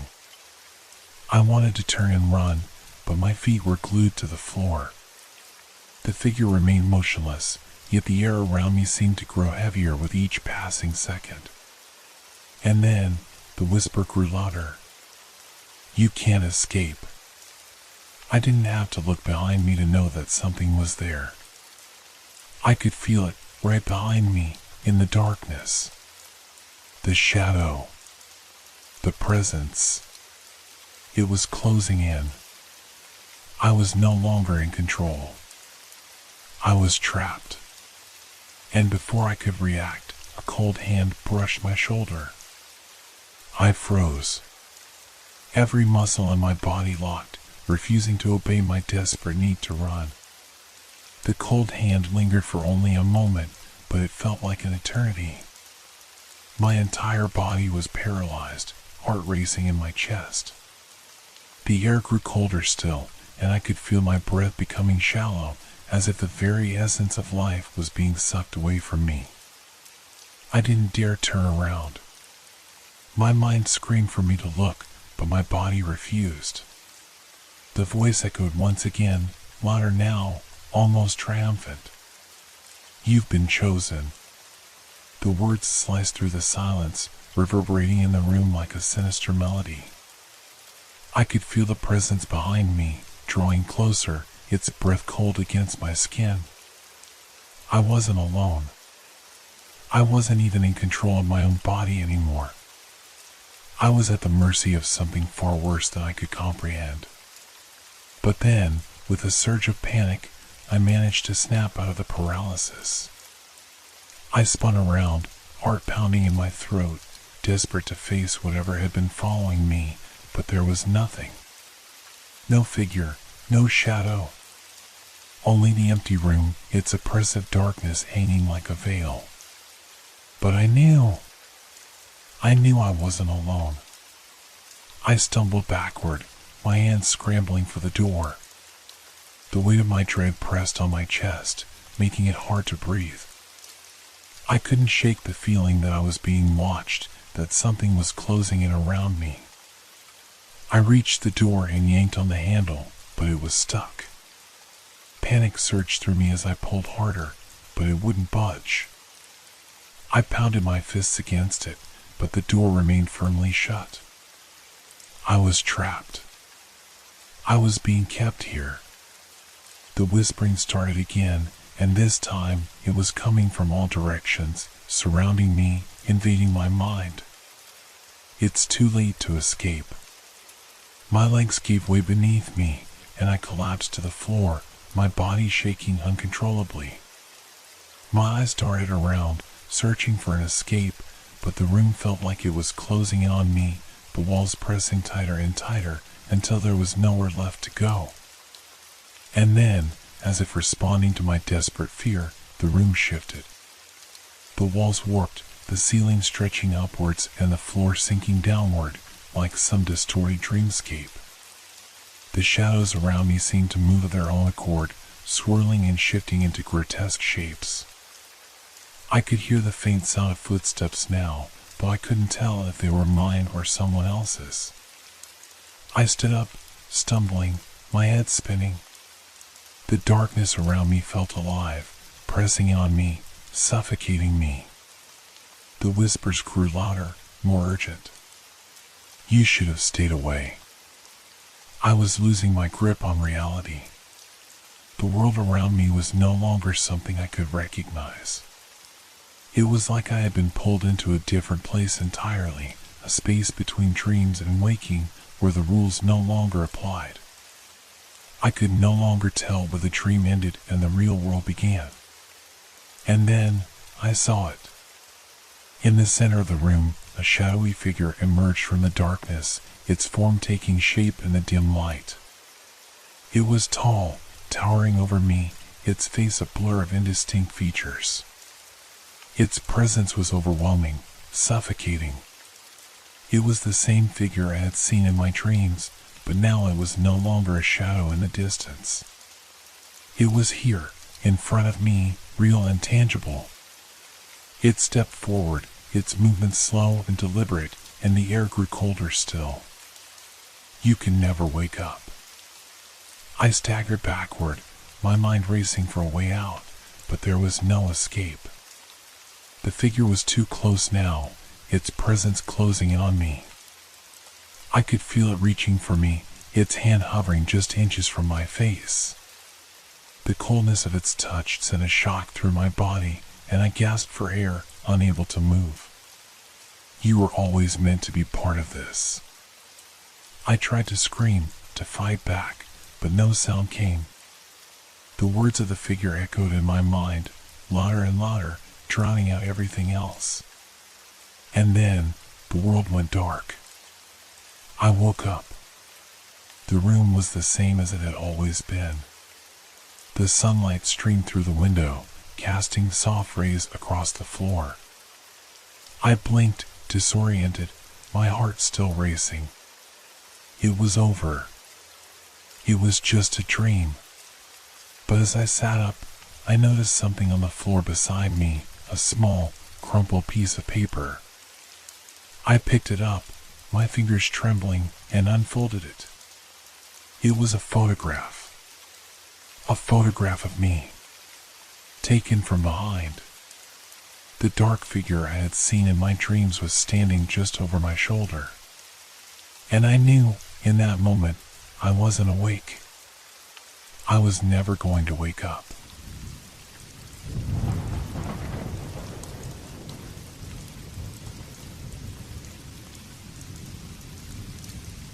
The day started like any other.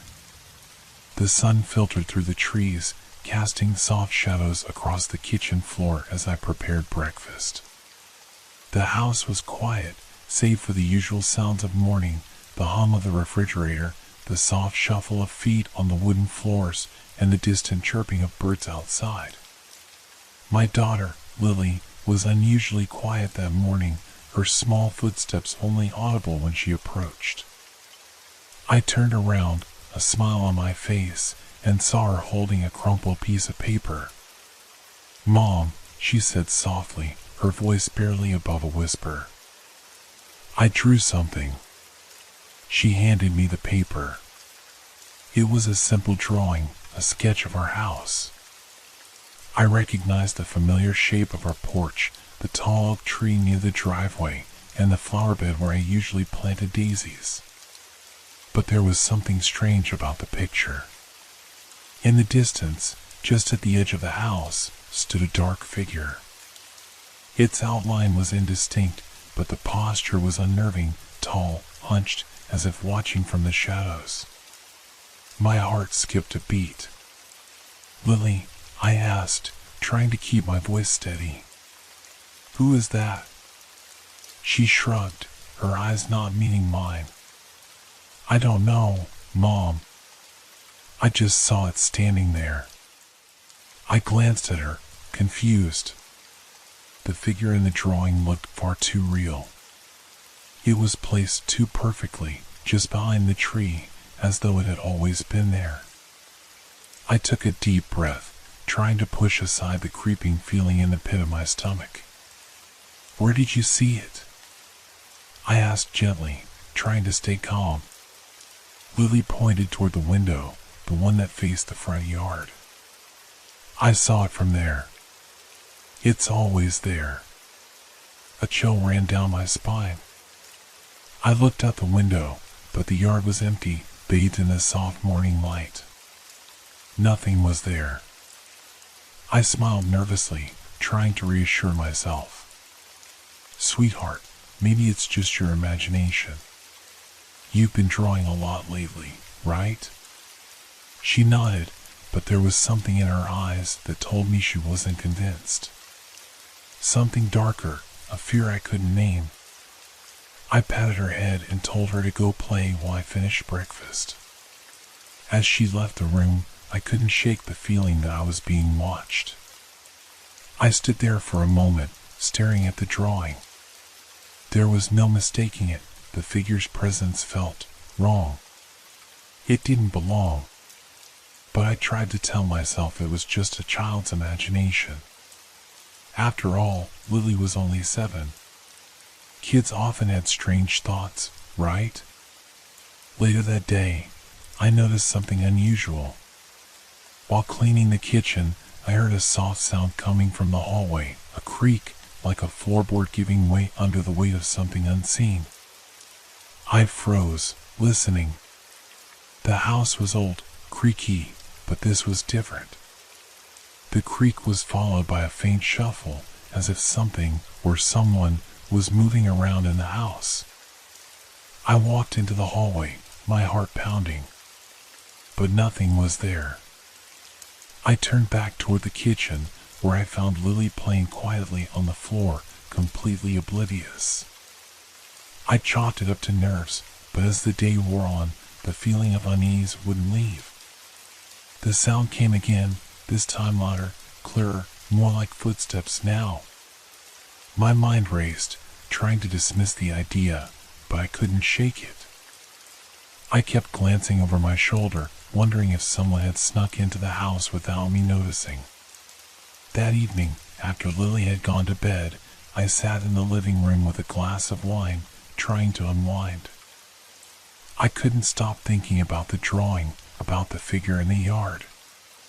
It was as if my mind was replaying it over and over, trying to find meaning in the unease it stirred. I went over every detail in my head.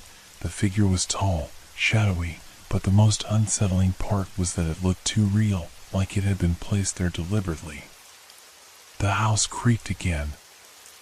I looked toward the hallway, but this time, I wasn't alone.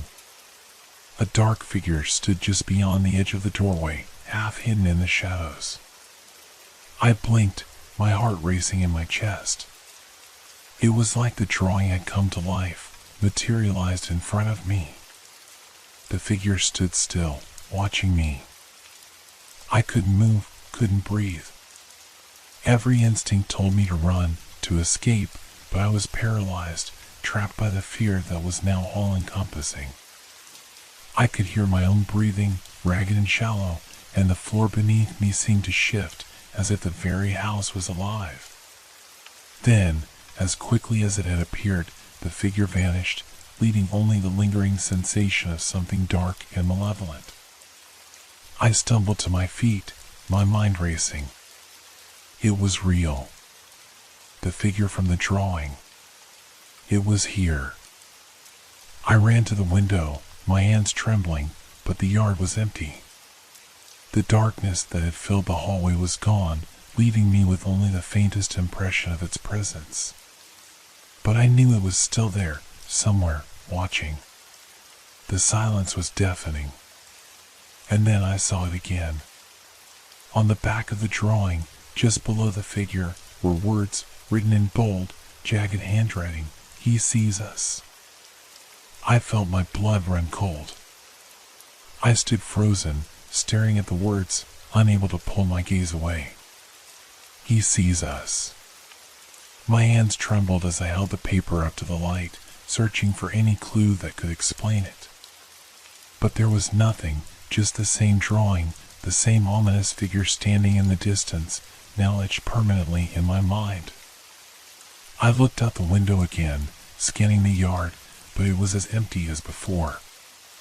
The moon hung high in the sky, casting long shadows across the grass, but there was no figure, no sign of movement. Still, the feeling of being watched lingered, as palpable as the chill in the air. I moved away from the window, my heart pounding in my chest. I wanted to call someone, anyone, my husband, my sister, a friend, but I felt paralyzed. Something deep inside me told me that this was not something I could explain away with logic or reason. The fear I felt was raw and unrelenting. I went into the hallway, glancing over my shoulder every few steps. The house felt suffocating, its walls closing in on me. I moved toward Lily's room, the soft hum of her nightlight comforting in its familiarity. She was asleep, her small body curled up under the blanket, unaware of the terror that had gripped me. I stood there for a moment, watching her breathe, trying to steady myself. Then, the house creaked again. A soft shuffle, like footsteps. I turned quickly, my eyes darting to the hallway, but there was nothing there. My heart raced as I crept back down the stairs, my mind torn between the need to investigate and the overpowering urge to run. The silence was deafening now, each creak of the house echoing in my ears, filling the space with dread. And then I saw it. At the far end of the hallway, just beyond the staircase, the figure stood again, just as it had in the drawing. It was taller now, its shape more distinct, the darkness around it deeper and more suffocating. The figure was staring straight at me, its presence like a physical weight pressing down on my chest. I couldn't move, couldn't breathe. My mind raced, but I couldn't think of anything to do. The figure was here, and I was trapped. I opened my mouth to scream, but no sound came out. The figure took a step forward, its shadow stretching across the walls, growing longer, consuming the hallway. I wanted to run, but my legs wouldn't move. Then, as if sensing my fear, the figure began to move toward me. Its movements were slow, deliberate, like it was savoring each step. My breath came in short, desperate gasps. I was paralyzed, trapped in my own home, the very place that had once felt safe, now a prison. Suddenly, I heard a noise behind me. A faint rustling, like someone, or something, was moving in the living room. I turned my head, and for a moment, the figure in the hallway paused. And then it was gone. I whipped around, but there was no sign of it. The hallway was empty, silent once more. The only sound was the beating of my heart in my ears. I stepped back, my body trembling, and turned to run back to Lily's room, but before I could reach the stairs, I saw something that stopped me cold. On the living room wall, written in a child's scroll, were the same words from the back of the drawing, "He sees us." My breath caught in my throat as I realized that the figure wasn't just something Lily had drawn. It wasn't just an imagined monster or a figment of her imagination. It was real. and it was watching us. I ran to Lily's room, pulled her from the bed, and wrapped her in my arms. She stirred but didn't wake, her little body still warm and innocent in my embrace. I held her tight, my mind racing, wondering what I could do, where I could go to escape this presence that seemed to follow us. But as I sat there, clutching my daughter to me, the house remained still, eerily quiet. The figure, the words, everything that had happened seemed to exist in some other, unseen realm, one where I could never escape its grasp. And as I stared into the dark corners of the room, I realized with growing dread that the worst part wasn't the figure, or the words, or the terrifying feeling that we were being watched. The worst part was that I didn't know how to stop it. And neither did Lily. The shadow, now a part of our world, would always be there, watching. The night seemed to stretch on forever, each minute crawling by in slow, torturous intervals. I sat on the edge of Lily's bed, unable to relax, unable to make sense of what was happening. My mind raced through 1,000 possibilities, trying to explain what I had seen, what I had felt. But nothing made sense.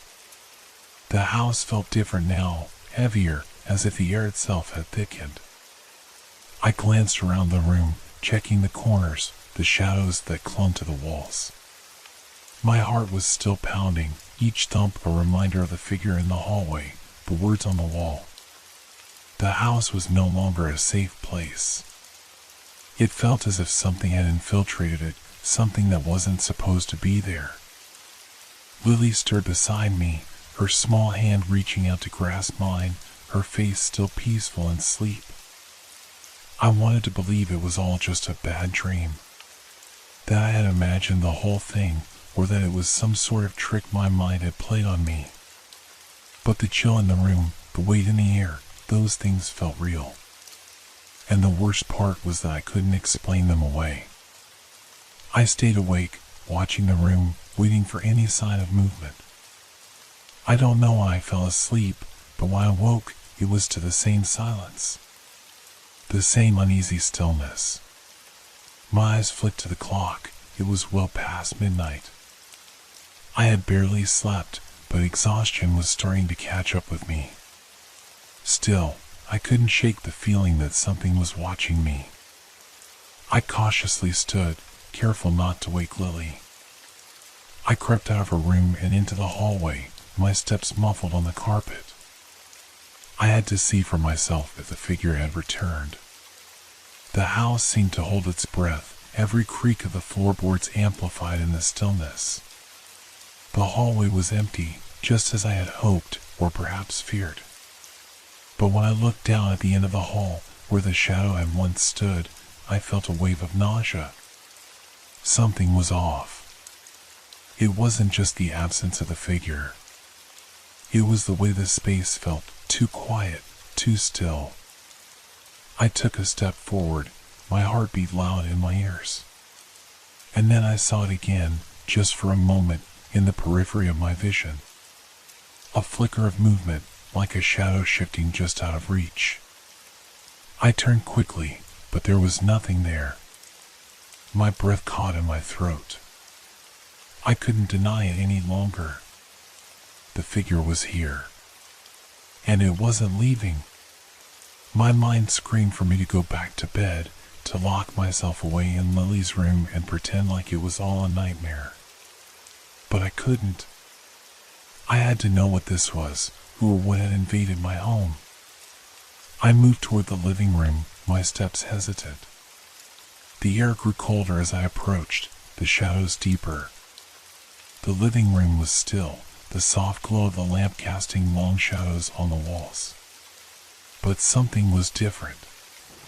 It was in the way the furniture seemed to loom in the dim light, the way the silence wrapped around me like a suffocating blanket. I glanced down at the floor, and there it was. Another drawing. This time, it was crumpled at the edge of the coffee table, barely visible. I picked it up, my hands trembling as I unfolded the paper. The drawing was crude, childlike, but unmistakable. There was the same dark figure, tall, featureless, standing in front of a house. But this time, the figure wasn't alone. In the background were other shapes, smaller, indistinct figures, almost hidden in the shadows. And on the back, the words again. "He's not alone." My stomach turned as I stared at the drawing. The fear that had been building in me intensified. The figure wasn't just something I had seen in the dark. It was something that was following us, something that was growing stronger, more present with each passing moment. I took a deep breath, trying to calm my racing heart. I knew what I had to do. I had to face this. I had to confront whatever this was before it took control completely. But I wasn't ready. Not yet. The drawing crumpled in my hand as I stood frozen, staring at the wall. I could almost feel the figure's eyes on me, waiting, watching. The air seemed to grow colder still, and I couldn't shake the sensation that the house was no longer just a home. It had become a place of dread. I had to protect Lily. I couldn't let whatever this was get any closer. I turned, my mind spinning with fear, and rushed back to her room. But as I crossed the threshold of the hallway, I heard something that froze me in my tracks. A faint whisper. Not from behind me, not from the walls, but from right beside me. "He sees us." The words echoed in my mind, a chilling whisper that seemed to hang in the air long after they were spoken. My heart skipped a beat as I froze, the chill in the room suddenly unbearable. I turned quickly, my breath shallow, but there was nothing. No figure, no movement. Only the empty, quiet hallway. I swallowed hard, my hands shaking as I gripped the doorframe. What was happening? The words, they weren't just a figment of my imagination, were they? They had been too real, too close, like they were spoken from right beside me. My pulse raced, but my body felt frozen in place. I stepped back into Lily's room, quickly but quietly, trying not to disturb her as I glanced around. Everything was as it had been, calm, still, but the sense of unease clung to me like a heavy cloak. I sat on the edge of the bed, watching her, trying to find comfort in her peaceful slumber. But even her steady breathing couldn't ease the fear that was slowly tightening its grip on me. The house felt wrong. The space around me felt watched. I forced myself to calm down. I couldn't let this fear consume me. I needed to be strong. For Lily. For both of us. I had to protect her, no matter what. But how could I fight something that I couldn't even see? Something that had already infiltrated my dreams, my reality? I grabbed the drawing from my pocket, staring at it once more. The figure, the words. "He's not alone." My fingers brushed the edges of the paper, and I felt a flicker of recognition. This wasn't just a random drawing. It was a message. A warning.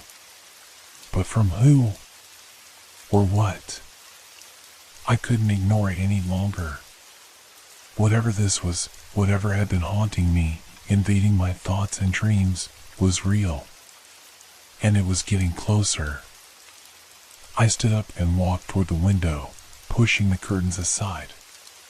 The street outside was quiet. No movement. No cars. No signs of life. But that sense of being watched hadn't left. It felt as if something was standing just beyond my line of sight, waiting.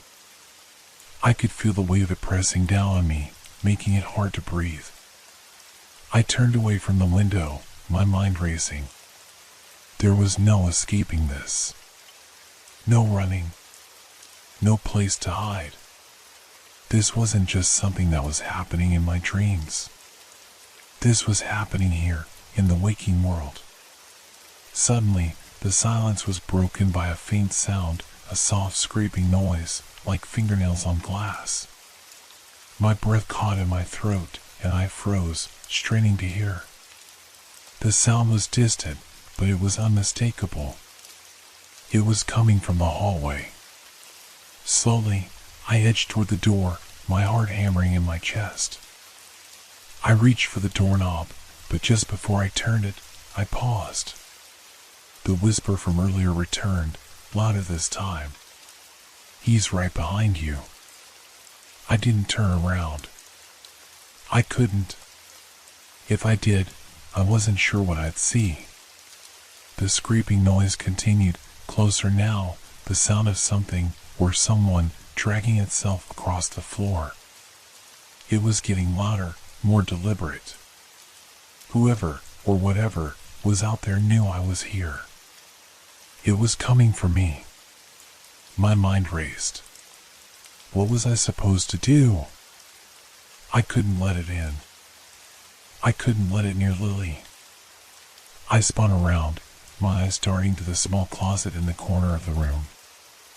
I knew there was no time to waste. If I didn't act now, it would be too late. I grabbed Lily, gently shaking her awake, whispering her name. Her eyes fluttered open, confused, groggy. But when she saw the panic in my face, her expression changed. She didn't ask questions. She just knew. "Mommy?"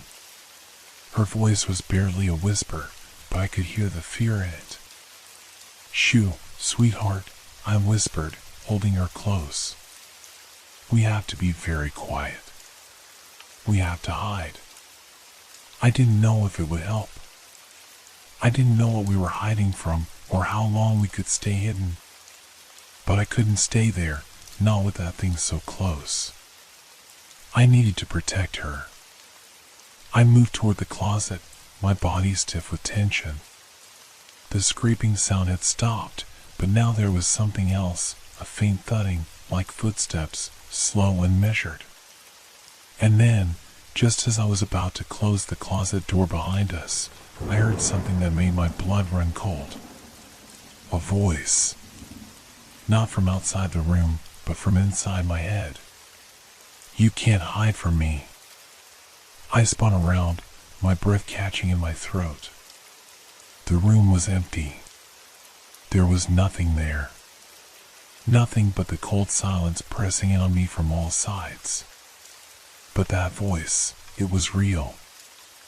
I could feel it, deep in my bones. I held Lily tighter, my mind spinning, trying to understand. Was this real? Was I losing my mind? Or was there something more sinister at play here, something beyond my comprehension? The door to the room creaked, and I heard the unmistakable sound of footsteps, heavy and slow, crossing the threshold. I had to do something. I had to act. But as I stood there, frozen in place, I realized one terrifying truth. I wasn't alone. And neither was Lily. The footsteps grew louder, and every nerve in my body screamed for me to run, but I couldn't move. My heart pounded in my chest, my breath shallow, as I clutched Lily to my side. She was silent now, sensing the tension, her small hand gripping mine tightly. I had to think. I had to protect her. The footsteps continued, each one echoing in the small room, yet no one appeared. The air grew thick with a sense of dread, pressing in from all sides. I couldn't see anything, but I felt it. It was there, watching us. I turned to Lily, trying to steady my shaking hands. "Stay very quiet, sweetheart. No matter what happens, don't make a sound." She nodded, her wide eyes reflecting the same fear I felt. She had always been so brave, but tonight, even she could sense the danger. The sounds continued, circling us. It was as though whatever it was getting closer, but still, I saw nothing. It was only the sound, the slow, deliberate steps that filled the room. I pressed my back against the closet wall, wishing I could disappear, wishing the world would just swallow me whole and spare us both from whatever nightmare this had become. Suddenly, the door creaked again. A cold draft swept through the room, and I heard it, a faint scrape against the floor, just outside our hiding place. "You can't hide." The voice was back, louder this time, and it wasn't just in my head anymore. It was in the room with us. I squeezed Lily's hand, my heart racing. I knew we had to move fast, but where could we go? This wasn't just a nightmare anymore. It was real. The shadow was real. The voice was real. The scraping noise grew closer, and I braced myself, trying to calm my mind, to think clearly. That's when I realized the voice, it wasn't just speaking to me. It was speaking to us. To Lily too. I swallowed hard. "Lily, listen to me," I whispered urgently. "We need to stay quiet. Do you understand?" Her eyes met mine, and for a brief moment, I saw something that almost broke me. A flicker of recognition, like she knew what I was talking about, like she had heard that voice too, even though I hadn't said anything out loud. Suddenly, a shadow moved across the crack beneath the door. It wasn't the kind of shadow that simply blocked the light. No, this one seemed to ripple, as though it was alive, stretching and contorting in unnatural ways. A low growl came from the other side, and the air grew colder. I felt it now, in the very marrow of my bones. It was standing there, just outside, waiting. I could almost hear its thoughts, swirling through my mind like a whispering storm. "Come out." It wasn't a request. It was a command. I closed my eyes for a moment, trying to gather my courage, trying to push the fear out of my mind. I couldn't let it control me. Not now. Not with Lily so close. But what could I do? How could I fight something I couldn't see, something that could get inside my thoughts? "You think you're safe in there." The voice was closer now, unmistakable, and I could feel its presence just beyond the door. I didn't know how much longer we could stay hidden. I didn't know what would happen if it found us. My thoughts raced as I searched for any way out. The window. But no, it was too high up, and jumping wasn't an option. We were trapped. And whatever it was, it knew it. Then it came to me. The drawing. The warning. The words on the back. It sees us. It had seen us all along, and it was waiting for us to make a mistake. I looked down at Lily, who was now clutching the corner of the closet, her face pale. She was terrified, but she wasn't crying. She was quiet, as though she understood the gravity of the situation better than I did. "Lily, do you remember what the picture said?" I asked, my voice tight with fear. She nodded slowly, her eyes wide and uncertain. He sees us." I nodded, my throat dry. The figure in the drawing. The eyes. The warning. It wasn't just a child's nightmare. It was a reality. He was here. He had always been here. The scraping sound stopped, and the house fell into an eerie silence. It was so still that I could hear my own heartbeat pounding in my ears. "I see you." The voice came again, but this time it was different. It was inside my head, like a pulse, a rhythm I couldn't escape. It wasn't just a voice anymore, it was an overwhelming presence, surrounding me, suffocating me. And then it came. A figure, tall and unnaturally thin, appeared in the doorway. It wasn't fully human, not like anything I had ever seen before. Its body stretched and warped, its limbs unnaturally long. Its face was dark, a shadow that seemed to shift and change, like it was made of the darkness itself. It stood there, watching us.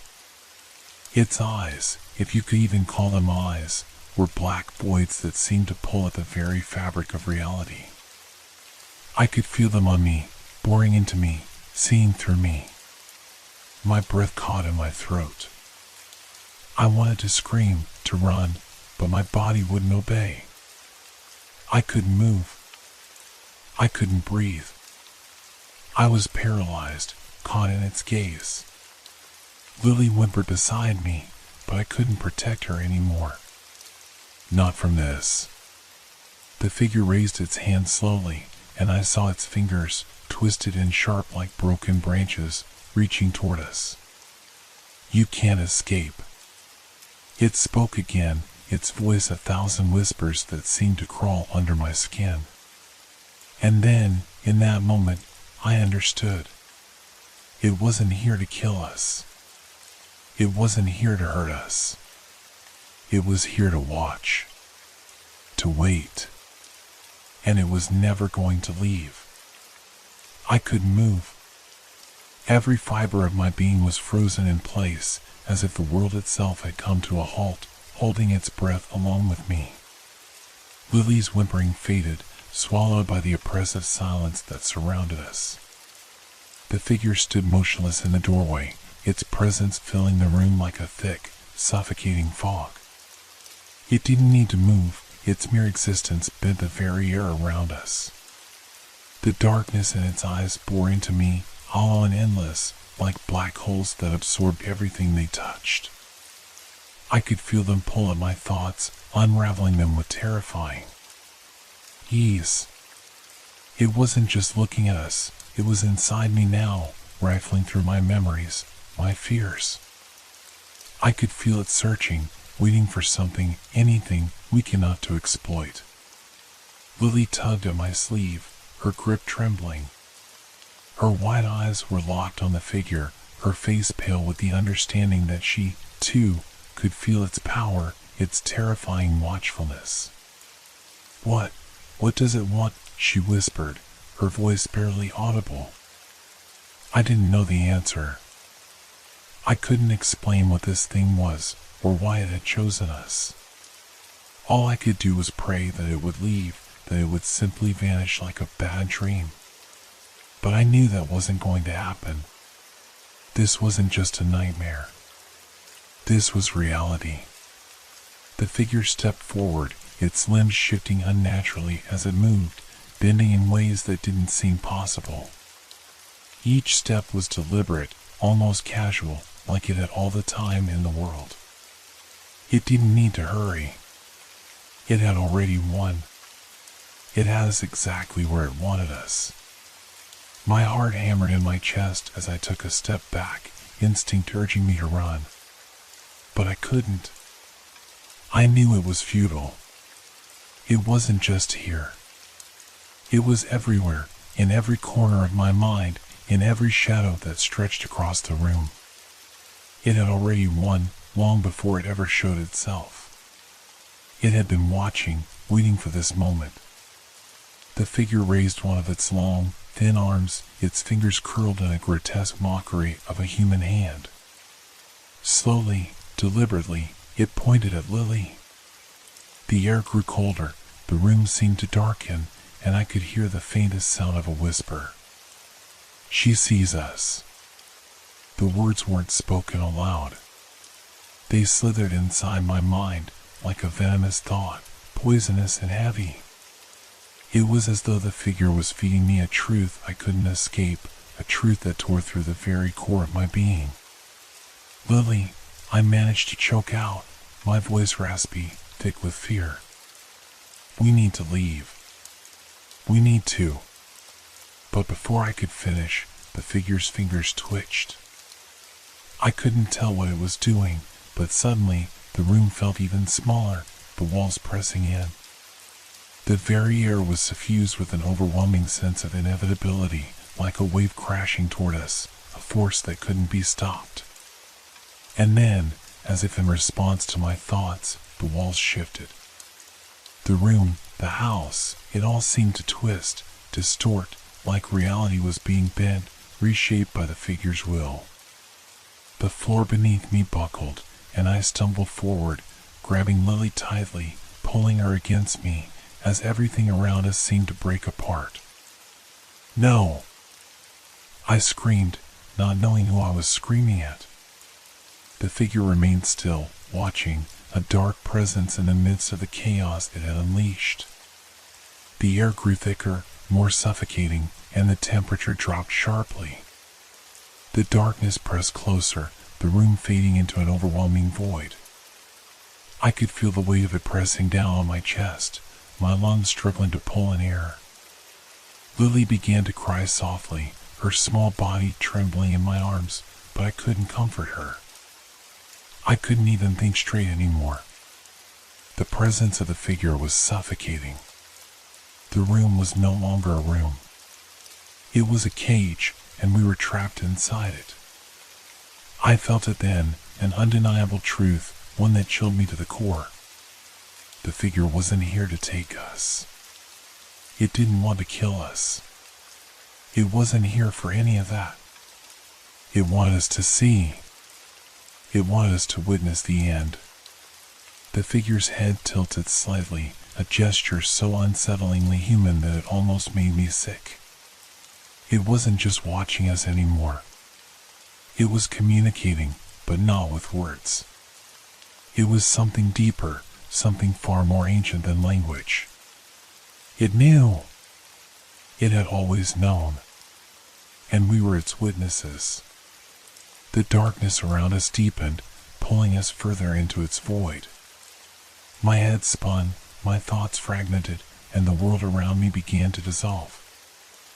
I felt my body weakening, my limbs heavy, as if I were sinking into the very earth itself. And then, just as suddenly as it had started, everything went quiet. The room was still. The figure was gone. For a moment, I thought I had imagined it. That it had been a trick of my mind, a hallucination born from fear and exhaustion. But when I looked down at Lily, her eyes wide and vacant, her face pale, I knew the truth. It hadn't been a dream. We hadn't escaped. The darkness was still there, even though the figure had vanished. It was inside us now, watching. Always watching. And as I looked at my daughter, the words on the back of her drawing echoed in my mind once more. It sees us. And I understood. We had never been alone. Not really.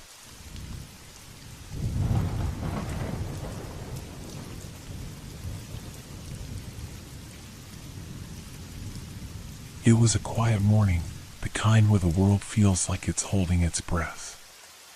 The kind of morning where everything is still and the world is blanketed in white. Snow had fallen through the night, thick and soft, covering the ground in an even layer of frost. I stood at the window, looking out over the yard, the pale light of dawn glimmering off the fresh snow. It was peaceful, beautiful in its simplicity. But something about it didn't sit right with me. I had woken up early, as I often did, to the silence of the house, the only sound the occasional creak of the wooden floors or the distant hum of the refrigerator. The house felt empty, and I suppose that's when the first stirrings of unease crept into my mind. Something wasn't right. As I made my way to the kitchen, I saw the first sign of it, footprints. They were fresh, the snow undisturbed except for the narrow trail leading away from the back door. The tracks were perfectly defined, each one a sharp indentation in the snow, like they had been left only moments ago.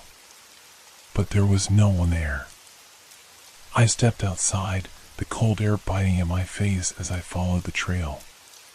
The footprints led out into the yard, and at first, I thought nothing of it. Maybe the wind had blown the snow into a perfect path, or perhaps someone had been outside earlier. But as I walked further, the tracks stopped. Right there, in the middle of the yard. There was no sign of anyone or anything that could have made them. The snow around the last imprint was untouched, the ground completely still. I looked around, trying to see if anyone was nearby, but the yard was empty. No one. Nothing. I felt the hair on the back of my neck stand up. I turned back toward the house, but my feet felt heavier with each step. The eerie silence of the snow-covered landscape pressed in on me, and I couldn't shake the feeling that I was being watched.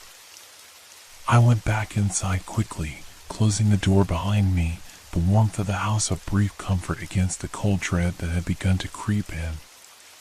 My heart pounded in my chest, and I couldn't stop my mind from racing. What could explain those footprints? How could they just disappear? I leaned against the door, looking out through the window. The tracks were still there, but there was something wrong about them. They felt like a warning, a message I couldn't understand. Maybe I'm just tired, I muttered under my breath, trying to push away the unease. But deep down, I knew something had changed. The world outside was no longer as it seemed. I tried to shake off the feeling, but it lingered in the back of my mind. I went about my day, keeping busy, trying not to let the strange sight of those disappearing tracks haunt me. But every now and then, I would glance out the window, half expecting to see someone standing there. Someone who had no business being in my yard. Someone who was watching. It wasn't until later that evening that I finally convinced myself to go back outside. I had to know. Had I imagined it? Was there some logical explanation for what had happened? Maybe the snow had settled unevenly and the tracks had melted. Maybe a neighbor had been out, but I hadn't noticed. But as I stepped outside once more, the tracks were still there. And this time, they were different. The snow around the spots where they ended had been disturbed. As if something had moved just beyond where the footprints had stopped, creating a shifting disturbance in the snow. I could feel the hairs on the back of my neck rise again. Something was wrong. I turned to look at the house, the dark windows staring back at me like empty eyes. The feeling of being watched crept back, pressing in on me. I stood there, my breath coming in sharp gasps, unable to shake the feeling that I wasn't alone. But there was no one. The tracks had led nowhere. They disappeared, just as I had seen earlier. The cold bite of the air cut through me as I stood frozen in place. The silence was deafening, pressing down on me. I felt the weight of it, the emptiness, the sense that the snow-covered world was hiding something. Hiding me. I forced myself to look away, back toward the house. I had to get inside. I had to feel safe. But as I turned, I swore I saw something move out of the corner of my eye. A figure. Just for a moment. In the distance, near the tree line. It was a shadow, a dark shape standing still, as if it had been there all along, waiting for me to notice.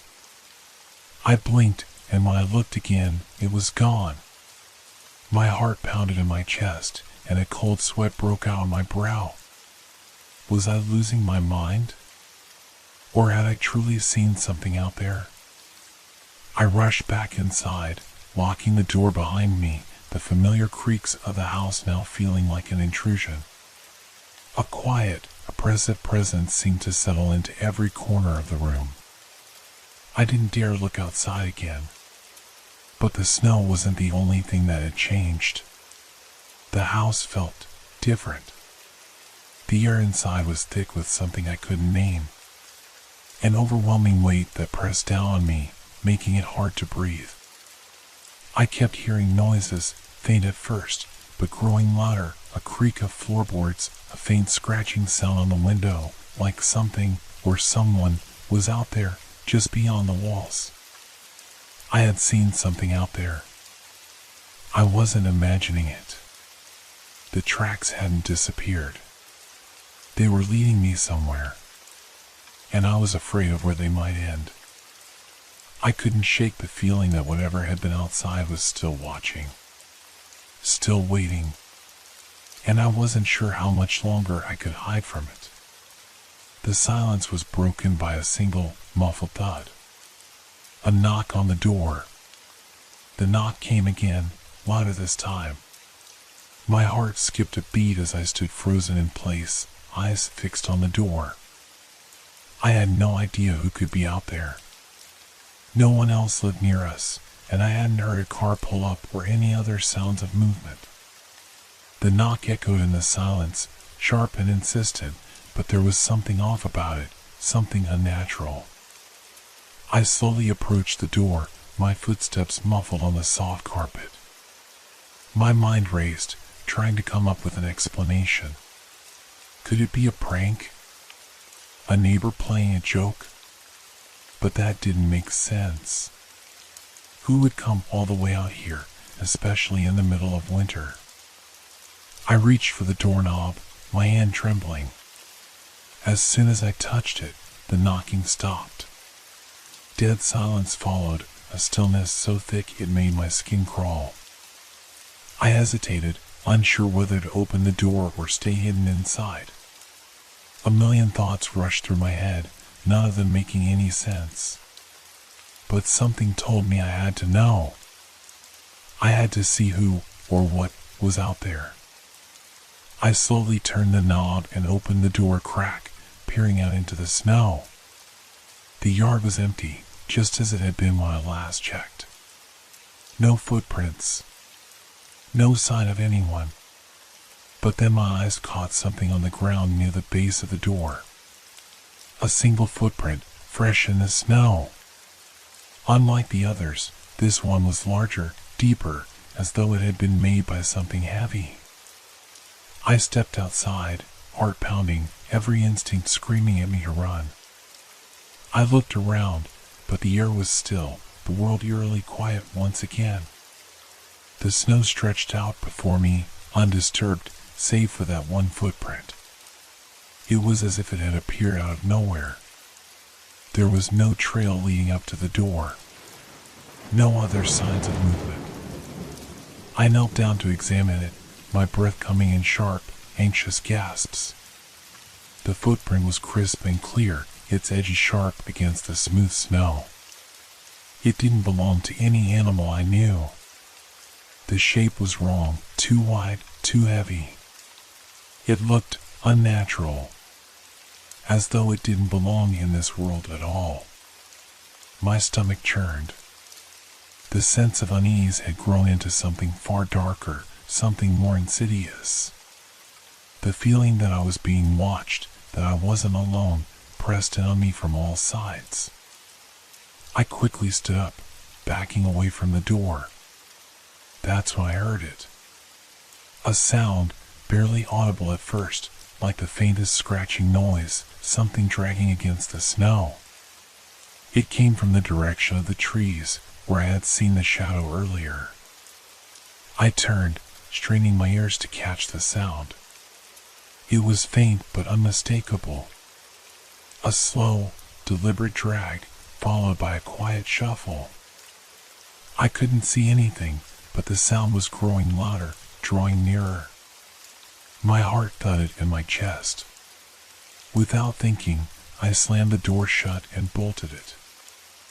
I leaned against it, gasping for air, my mind racing. I couldn't explain what was happening. I didn't want to explain it. I wanted to ignore it, pretend it was all in my head. But I knew it wasn't. The noise outside stopped suddenly, leaving an oppressive silence in its wake.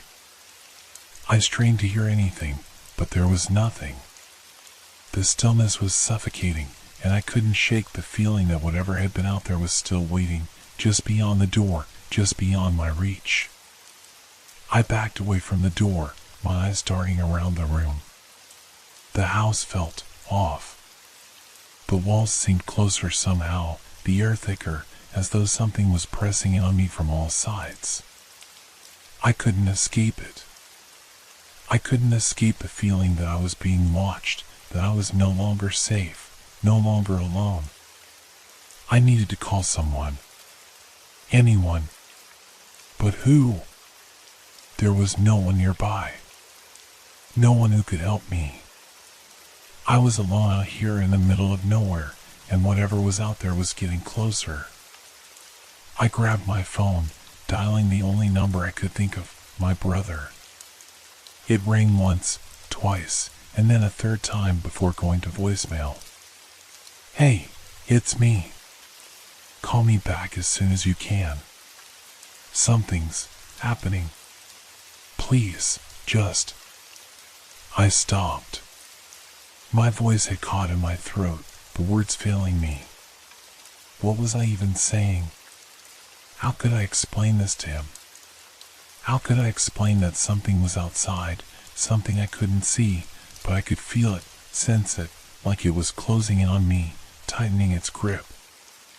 I hung up, feeling a wave of hopelessness crash over me. There was no one to help. I was alone with whatever was out there, whatever had left those strange, disappearing tracks in the snow. And then, a soft creak from upstairs.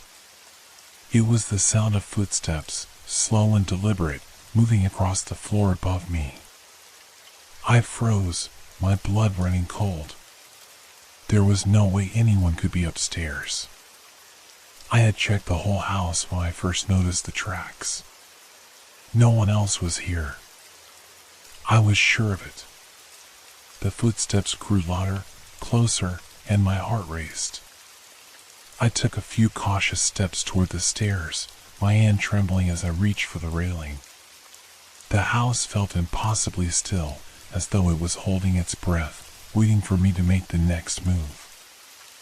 I stared at the darkened stairs, the sound of footsteps still echoing in my ears.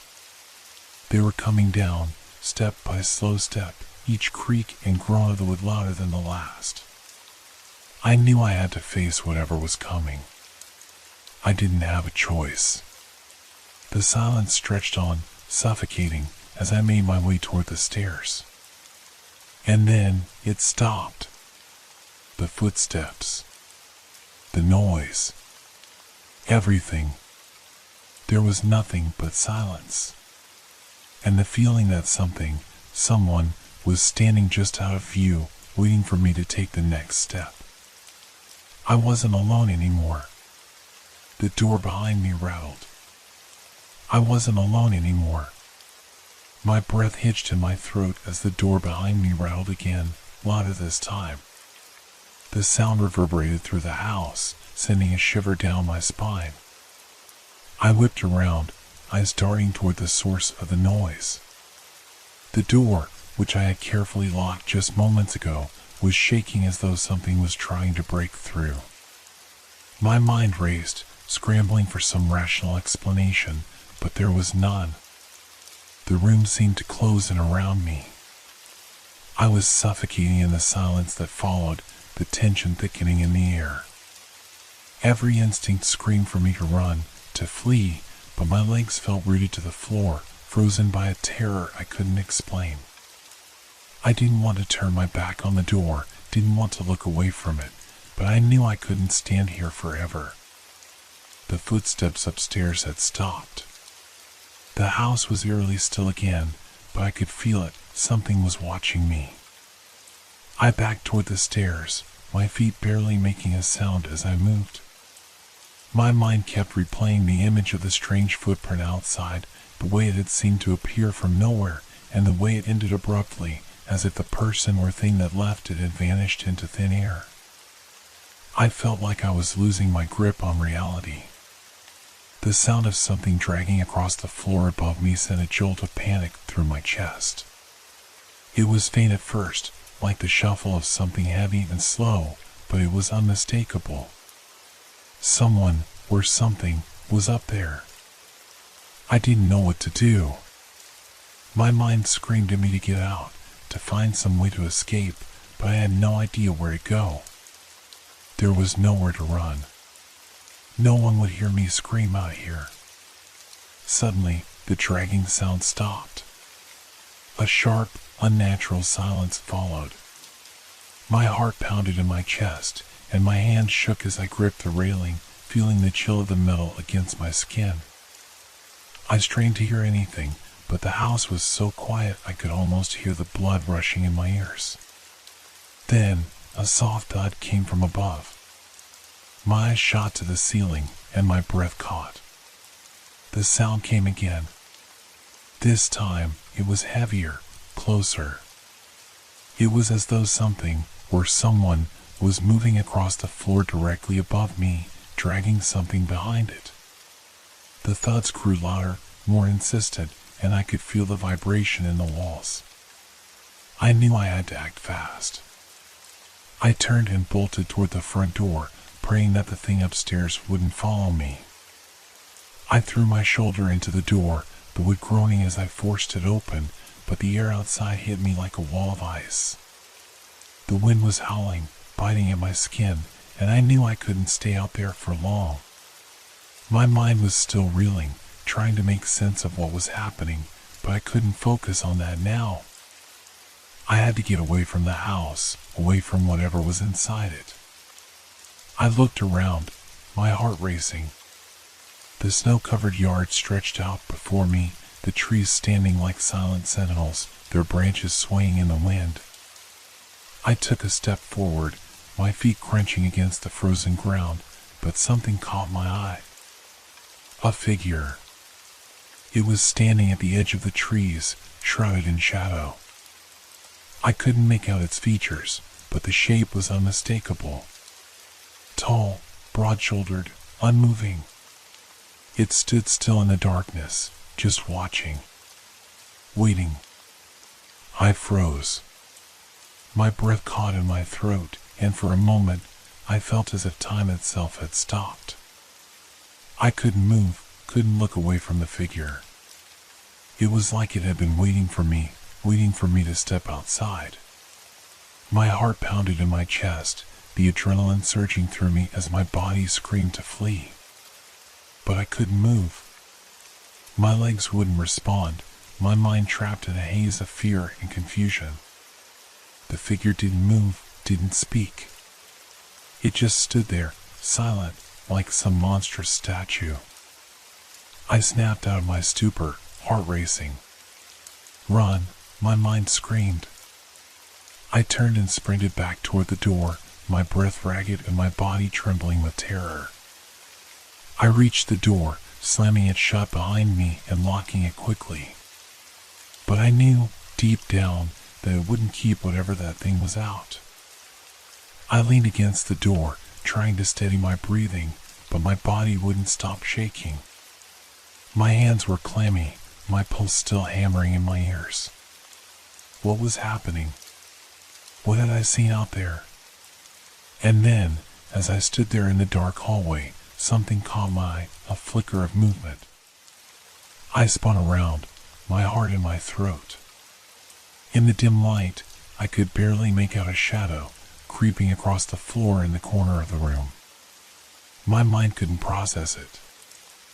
I hadn't seen anyone enter the house. I had locked the door. There was no way anyone could be here. But the shadow was growing. It was stretching, expanding like a living thing until it took on a clear, unmistakable shape. A figure, just like the one outside, but closer now, right in front of me. It didn't speak. It didn't move. But I could feel its presence, pressing on me, suffocating the room. I backed away, eyes wide with fear. My feet were moving, but I wasn't sure where to go. The walls seemed to close in, the darkness pressing harder and harder until there was nowhere to hide. And then, just as I reached the stairs, I heard it. A whisper. "I see you." The whisper was cold, like ice, and it sent a wave of terror through my body. I turned, but there was nothing behind me. Nothing but the figure. Watching. I didn't know what it wanted, but I knew one thing for sure. It wasn't leaving. Not until it got what it came for. I ran. The sound of my footsteps echoed through the house, blending with the pounding of my heart in my chest. I didn't know where I was going, just that I had to move. The whisper still lingered in my mind, cold and sinister. I see you. The words repeated, a constant reminder that I wasn't alone, that whatever that thing was, it was right there with me, lurking in the shadows.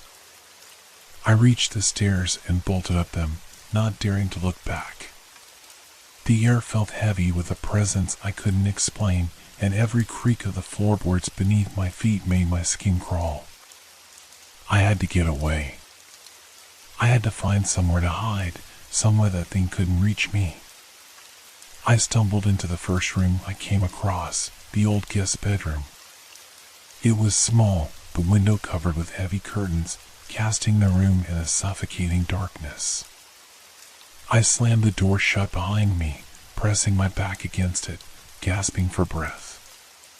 My mind was racing, thoughts spinning out of control. What was happening to me? To this house? What was that thing outside? I couldn't stop my hands from trembling, my thoughts from spiraling. I wanted to scream, but the terror lodged in my throat, choking off any sound. Every second felt like an eternity. The shadows in the room seemed to stretch and twist around me, taking on strange shapes as though they were alive.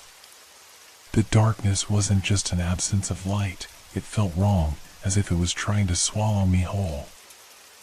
I turned toward the window, desperate for some sign of normalcy. But all I saw was the same empty yard, the same endless stretch of snow, the same distant trees.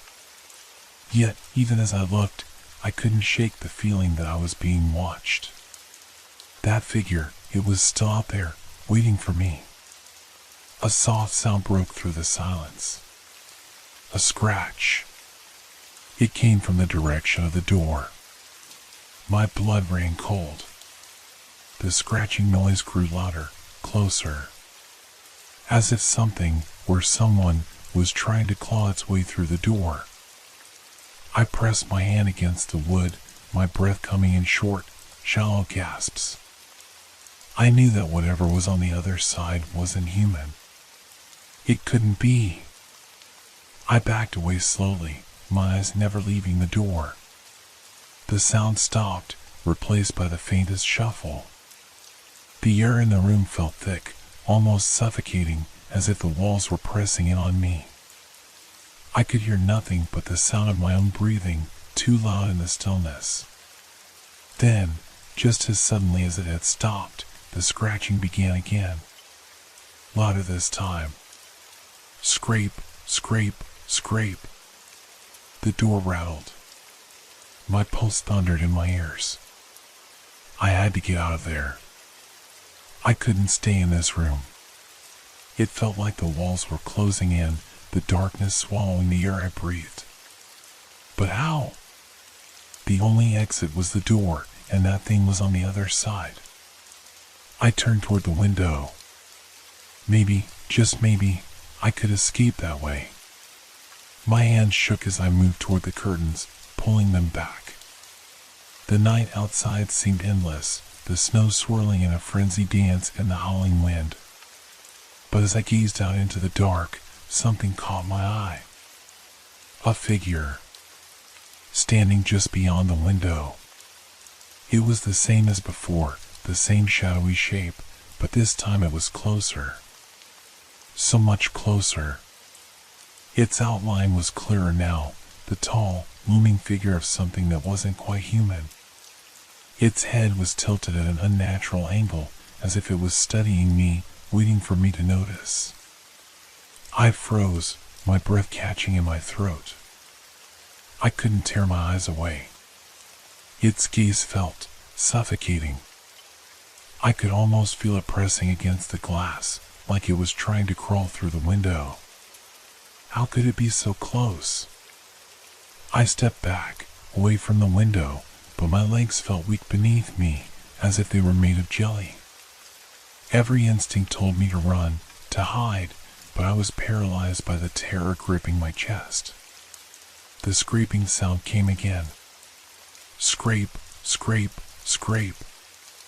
But this time it wasn't just coming from the door. It was all around me, behind me, in the corners of the room.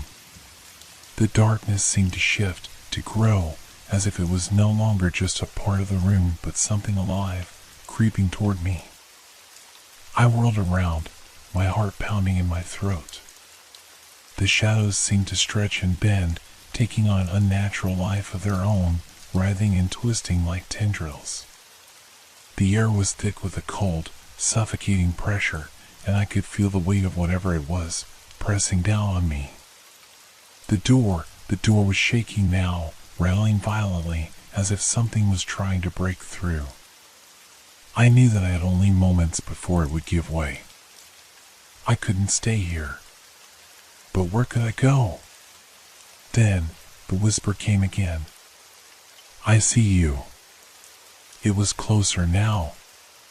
It wasn't just a voice anymore, it was a presence, a force that seemed to echo in my mind, surrounding me from all sides. I could feel the hair on the back of my neck stand up, the oppressive feeling of being watched, being hunted.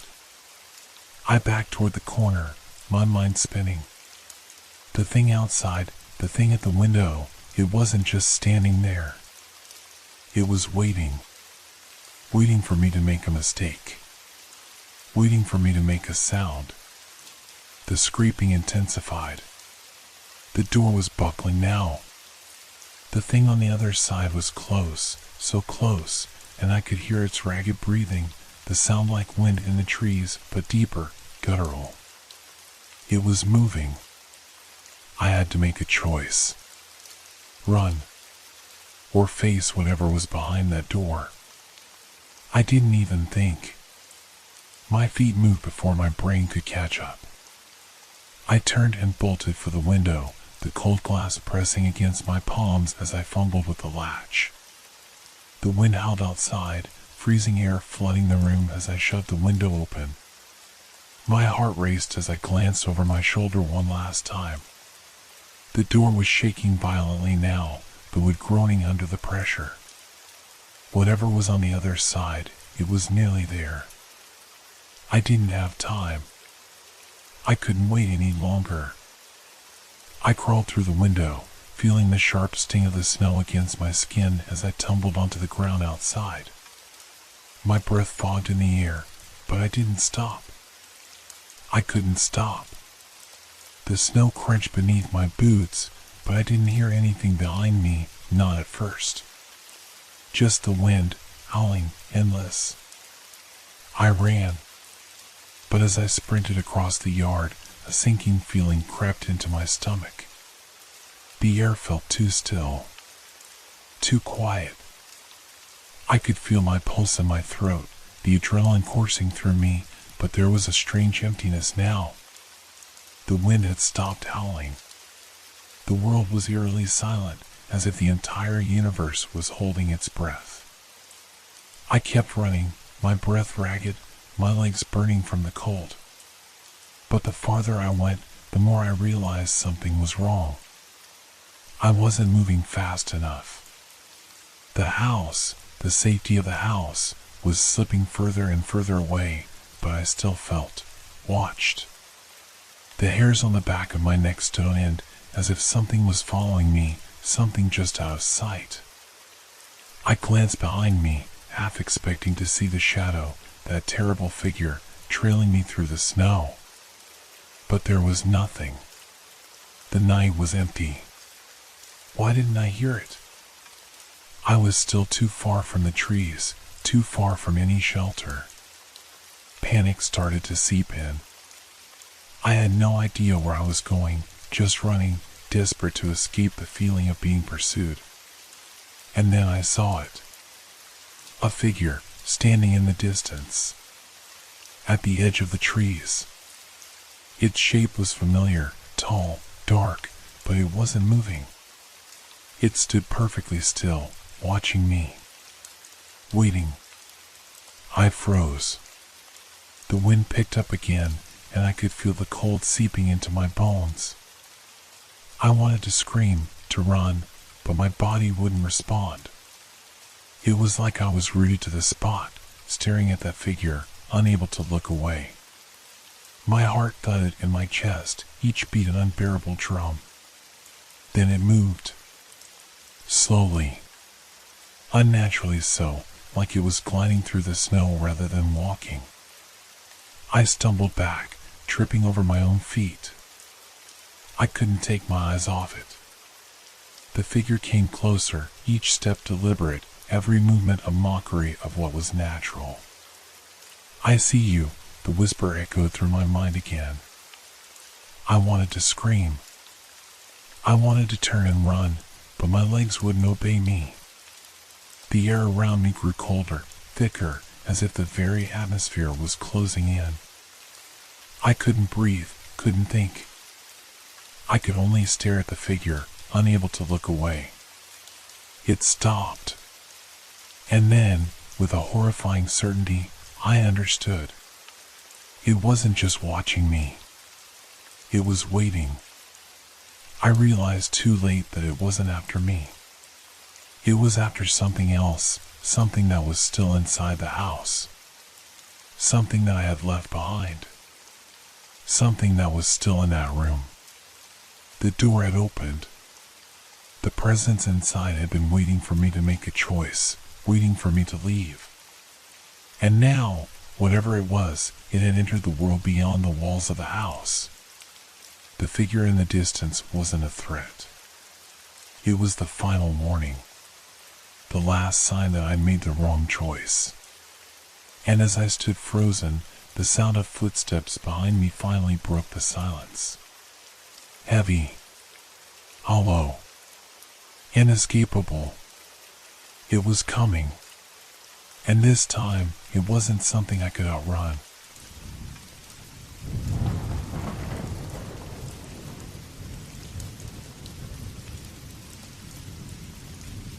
It was late, far later than I usually stay awake.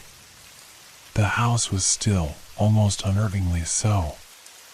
The faint hum of the refrigerator in the kitchen was the only sound that reminded me I wasn't alone. Even the wind outside seemed to have quieted, leaving the night suffocatingly silent. My mind drifted, lost in thought, as I sat curled up on the couch, staring at the flickering TV. The news had long since turned into a blur of voices and images, a background to my disquiet. I wasn't expecting anyone. No visitors, no calls, just the solitude I had grown used to. So when the sound of a knock broke through the silence, I froze. It wasn't a knock that could be mistaken for anything else. The sharp, echoing rap against the door sent a cold shiver down my spine, as if the air had suddenly thickened. Who could it be at this hour? I stood up slowly, a sense of unease creeping over me. There was something off about it, something unsettling. I glanced through the peephole, but all I saw was the empty space beyond the door. No one. Yet, the knock had been loud and clear. I hesitated, my hand lingering on the doorknob. Should I open it? My heart was pounding in my chest, but curiosity gnawed at me. Slowly, I turned the handle. The door creaked open, and the first thing I saw was a rocking chair, empty, yet eerily placed right at the doorstep. It was an old chair, worn and creaky, its wooden frame covered in age spots and dust. The kind of chair you might find in a grandparent's house, the one that creaked every time someone sat down, the kind that was supposed to bring comfort. But this one didn't feel comforting at all. It was rocking. The motion was subtle at first, just a slight shift forward and back, as if nudged by the wind. But there was no wind. The air was still, dead still, and yet the chair continued to move, the rhythmic creak echoing into the silence. I couldn't move, my feet frozen to the floor as I watched the empty chair sway, hypnotically. I blinked, trying to make sense of it. Was this some sort of prank? But who would go through the trouble of placing an old rocking chair on my doorstep in the middle of the night? And why was it rocking without any obvious cause? I felt a chill race down my spine, a creeping sensation that something was terribly wrong. The night seemed to grow colder, the darkness pressing in around me as I stood there, staring at the chair. It swayed again, the sound of its movement louder now. My throat tightened, and I suddenly felt the weight of isolation in the house, the thick silence that pressed in on all sides. The hairs on the back of my neck stood up. I took a cautious step forward, peering out into the night. Still no one in sight. No shadows, no figures lurking in the dark. Just the chair, rocking back and forth, its motion becoming more pronounced. It was almost inviting, but I knew better than to approach it. Something about it felt wrong. Then, as I stared, something changed. The rocking chair stopped moving. It was as if it had been frozen in time, standing perfectly still on the porch. And that's when I saw it, written in chalk on the seat of the chair, "I see you." I stumbled backward, my pulse racing as the words burned themselves into my mind. I felt the sudden, unbearable urge to slam the door shut, to lock it, but I couldn't. My body was paralyzed with fear, and I could only stand there, my breath shallow and quick, staring at the message. Who had done this? What did it mean? My mind scrambled for answers, but none came. A low sound came from behind me, a faint creak from deep inside the house. My heart skipped a beat, and I spun around, but nothing was there. Just the empty hallway, the dim light of the living room flickering from the kitchen. The chair, it was still there. Still rocking. But then I heard it, a soft whisper, so faint that I could barely hear it. "I'm waiting." I slammed the door shut. The house seemed to exhale in relief, the sudden quietness almost deafening. But as I locked the door and backed away, I couldn't shake the feeling that something was very wrong. That something had crossed the threshold, and it wasn't leaving. My heart was still pounding as I backed away from the door, my eyes scanning every corner of the room. I wanted to tell myself it was just a trick, some sick joke, but I couldn't. Not with the chair still rocking outside, its presence now burned into my mind.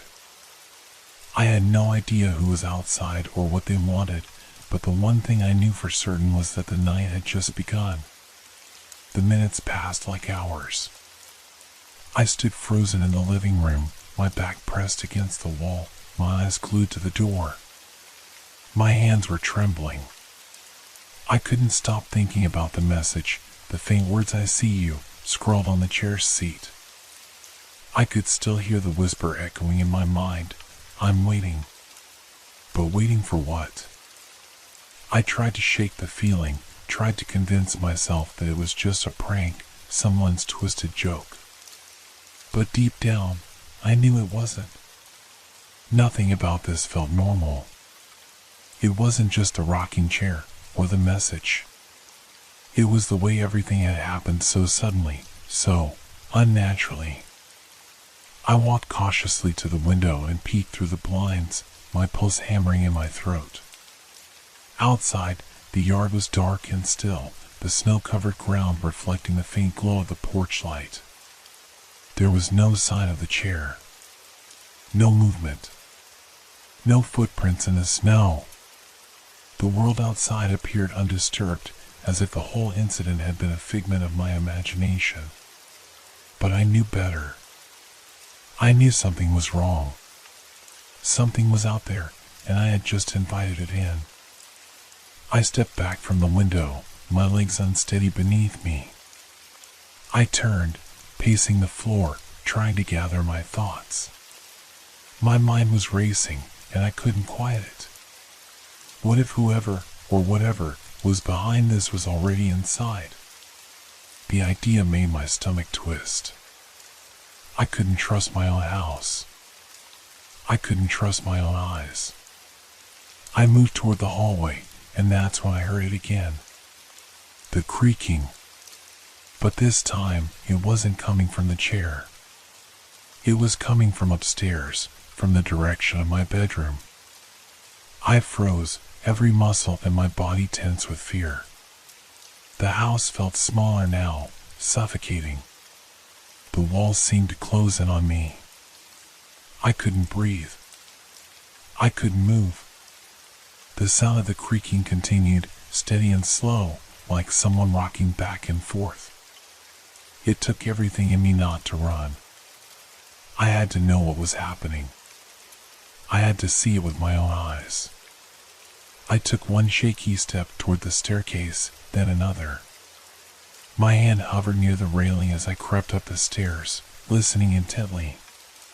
The house groaned in the silence, the floorboards beneath my feet creaking with every step.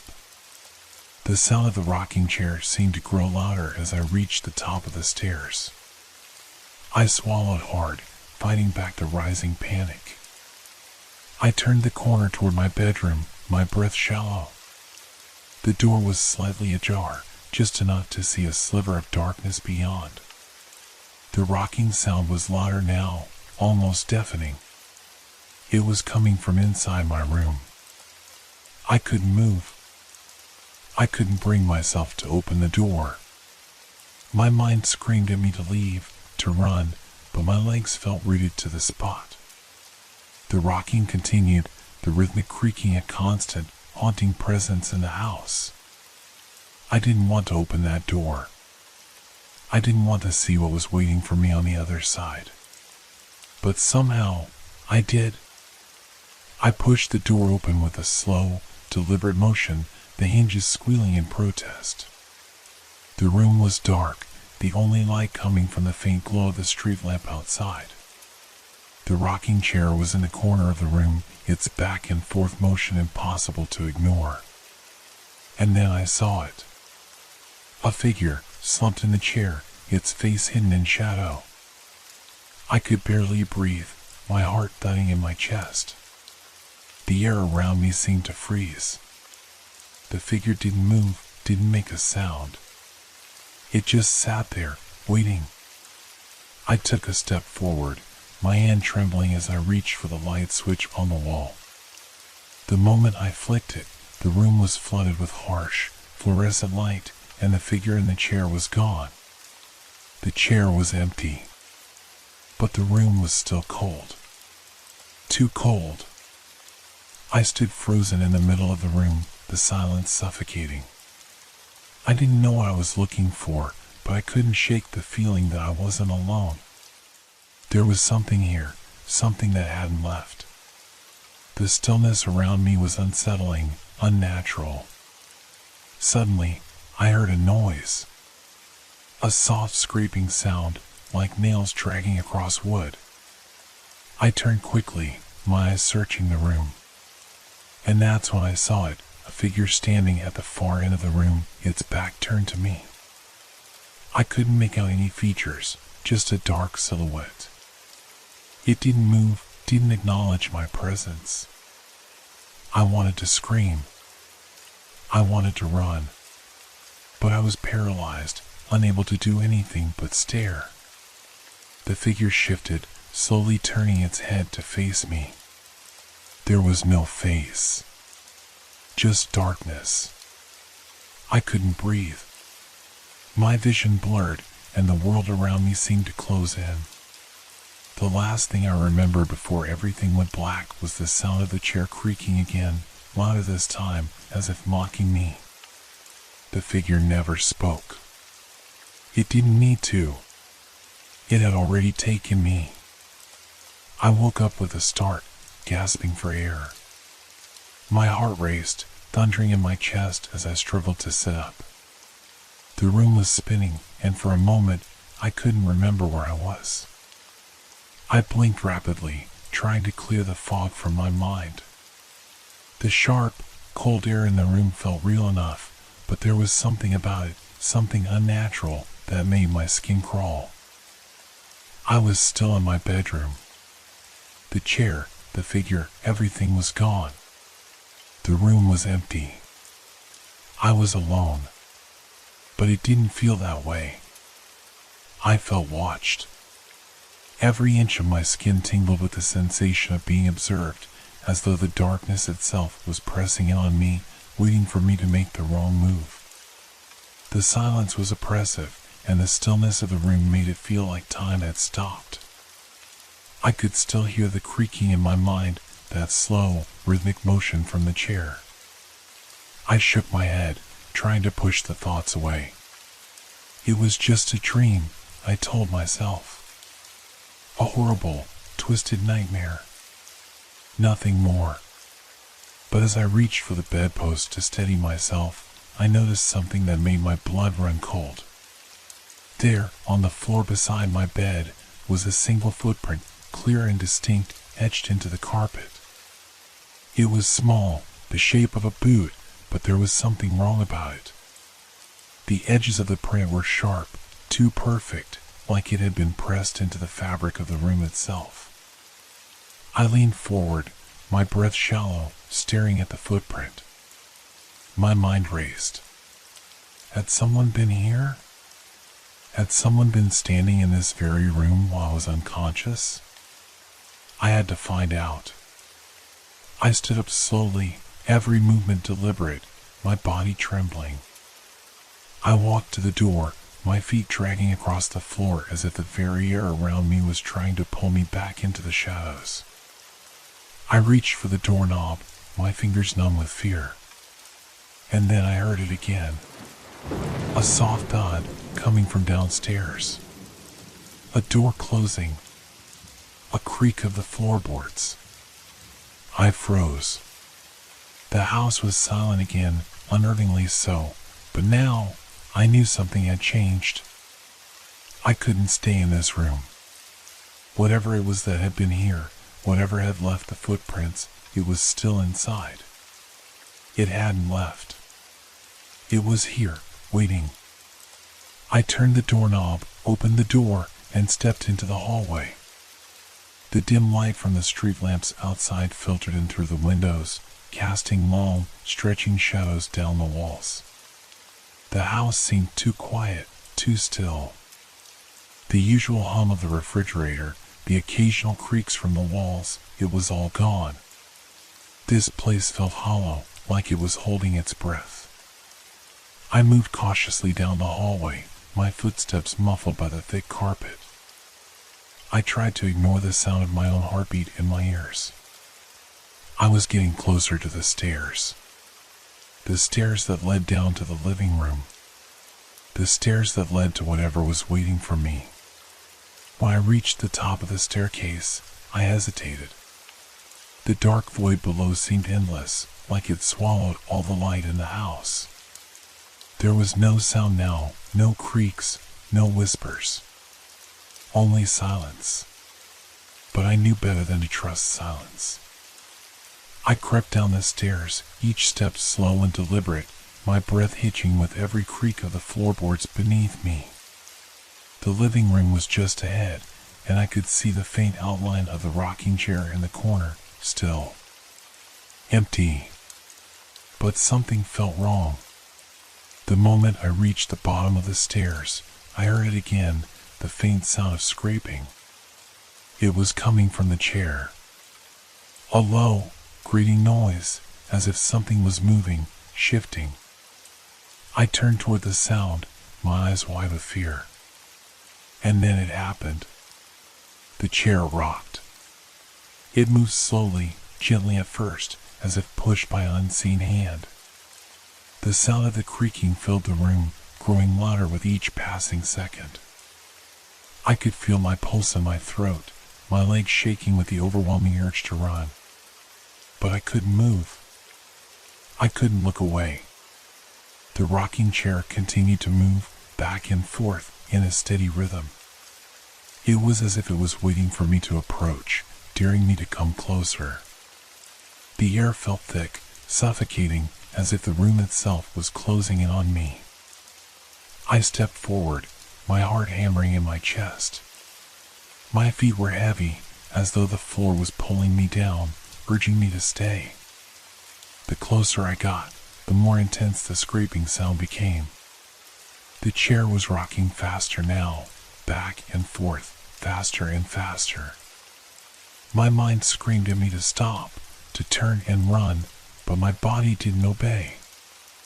I was drawn to the chair, to whatever force was moving it. And then I saw it. There, in the shadows of the chair, something moved. I froze, my breath catching in my throat. A figure. A silhouette, standing just behind the chair. I couldn't make out its shape, couldn't see its features, but I could feel it. I could feel its presence, pressing against me from the dark. It didn't move, didn't speak. It just stood there, waiting, watching. I felt like I was suffocating, the weight of its gaze heavy on my chest.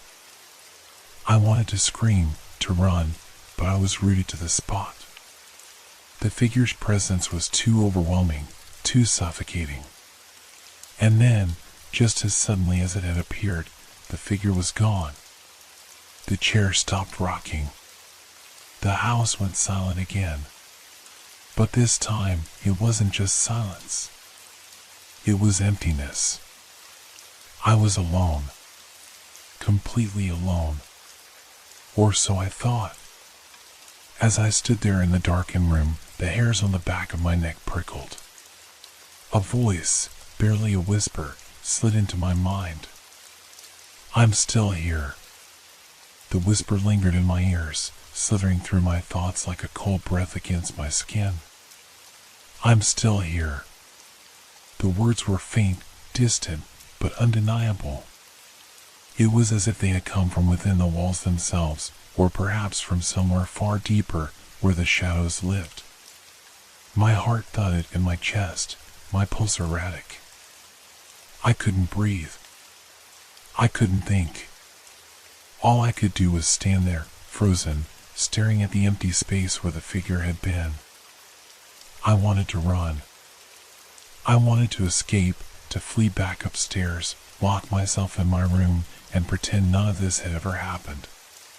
But my feet were like stone, too heavy to lift. Every instinct in my body screamed at me to turn around, to retreat, but something kept me in place. A force, invisible but suffocating, held me there. The silence grew oppressive. It felt like the air had thickened, pressing in from all sides. I wanted to scream, to break the stillness, but my voice was trapped in my throat. My hands trembled at my sides, and my mind raced in circles, trying to understand what had just occurred.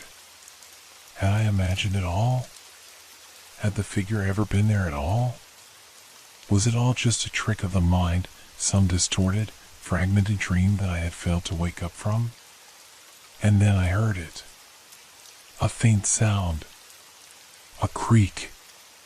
The rocking chair, once still, now began to move again. Slowly, deliberately, as if it had been waiting for me to acknowledge its presence. The motion was eerie, unnatural. The chair rocked back and forth, but there was no breeze, no reason for it to move. It was as though something, or someone, was making it move. And with each rock, the sound of the creak grew louder, more pronounced, echoing through the empty house like a warning. I couldn't tear my eyes away from the chair. I was entranced by its movement, even as my mind screamed at me to run. My legs still refused to obey. I stood there, paralyzed, my gaze fixed on the empty space behind it. That dark figure had been there. I knew it had been there. And now it was gone, but the chair remained, rocking in its place like a sinister reminder of what had been. I blinked, trying to clear my thoughts. The room seemed to pulse with an energy I couldn't explain. There was a weight to the air, a pressure that made it hard to think. And then, as if on cue, I heard it again, the faint whisper, this time closer, more distinct. "I'm still here." It was coming from the chair. My body shook with dread, and finally, I could move. My legs buckled beneath me, and I staggered backward, but not far enough. The chair creaked again, louder this time, as if mocking me, daring me to leave. I spun on my heel, my breath shallow and ragged, and bolted for the door. My heart pounded in my ears as I reached the hallway, my footsteps echoing off the walls. I didn't look back.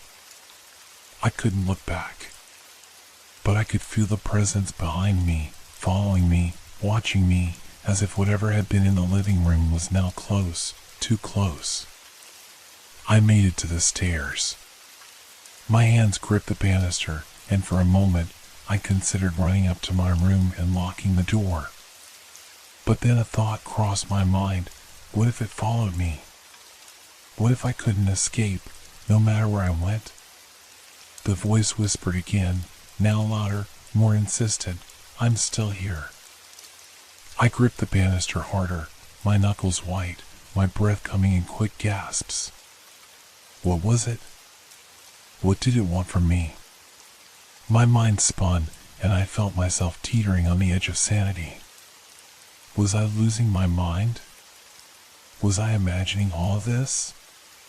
But then I felt it, something cold, brushing against the back of my neck. I spun around, but there was nothing there. Just the empty hallway. Just the shadows creeping along the walls, stretching toward me. The house had fallen silent again, the oppressive weight of the air lifting slightly. But I wasn't fooled. I knew it wasn't over. It hadn't gone away. Whatever was here, whatever had followed me, was still lingering, waiting for the right moment to strike. I had to get out of here. I turned toward the stairs again, but before I could take a step, I heard the unmistakable sound of something heavy being dragged across the floor. The noise was slow, deliberate, like someone, or something, was moving toward me. I didn't need to look to know where it was coming from. I could feel it. The presence was closing in, filling the house, suffocating me. The air grew thick again, the temperature dropping sharply. I could see my breath rising in front of me like smoke in the cold, damp air. I had no choice. I had to get out of here now. I sprinted up the stairs, my legs moving faster than I thought possible, my heart hammering in my chest. My footsteps echoed in the empty hallway, a dull thud against the silence. As I reached the top of the stairs, I heard the sound again, a low, scraping noise, like nails dragging against wood. It was getting closer. Closer. I slammed the door to my room shut and locked it behind me. I backed away, my mind racing with fear and confusion. I collapsed onto the bed, clutching the blankets tightly, trying to steady my breathing. My eyes darted around the room, searching for any sign of movement, any indication that I wasn't alone. And then, in the silence, I heard it again, the soft rocking of the chair. But this time, it wasn't coming from downstairs. It was coming from inside the room. I closed my eyes tightly, hoping it was a figment of my imagination, but when I opened them again, the chair was there, sitting in the corner. The same old, empty chair. But this time, it wasn't still. It was rocking.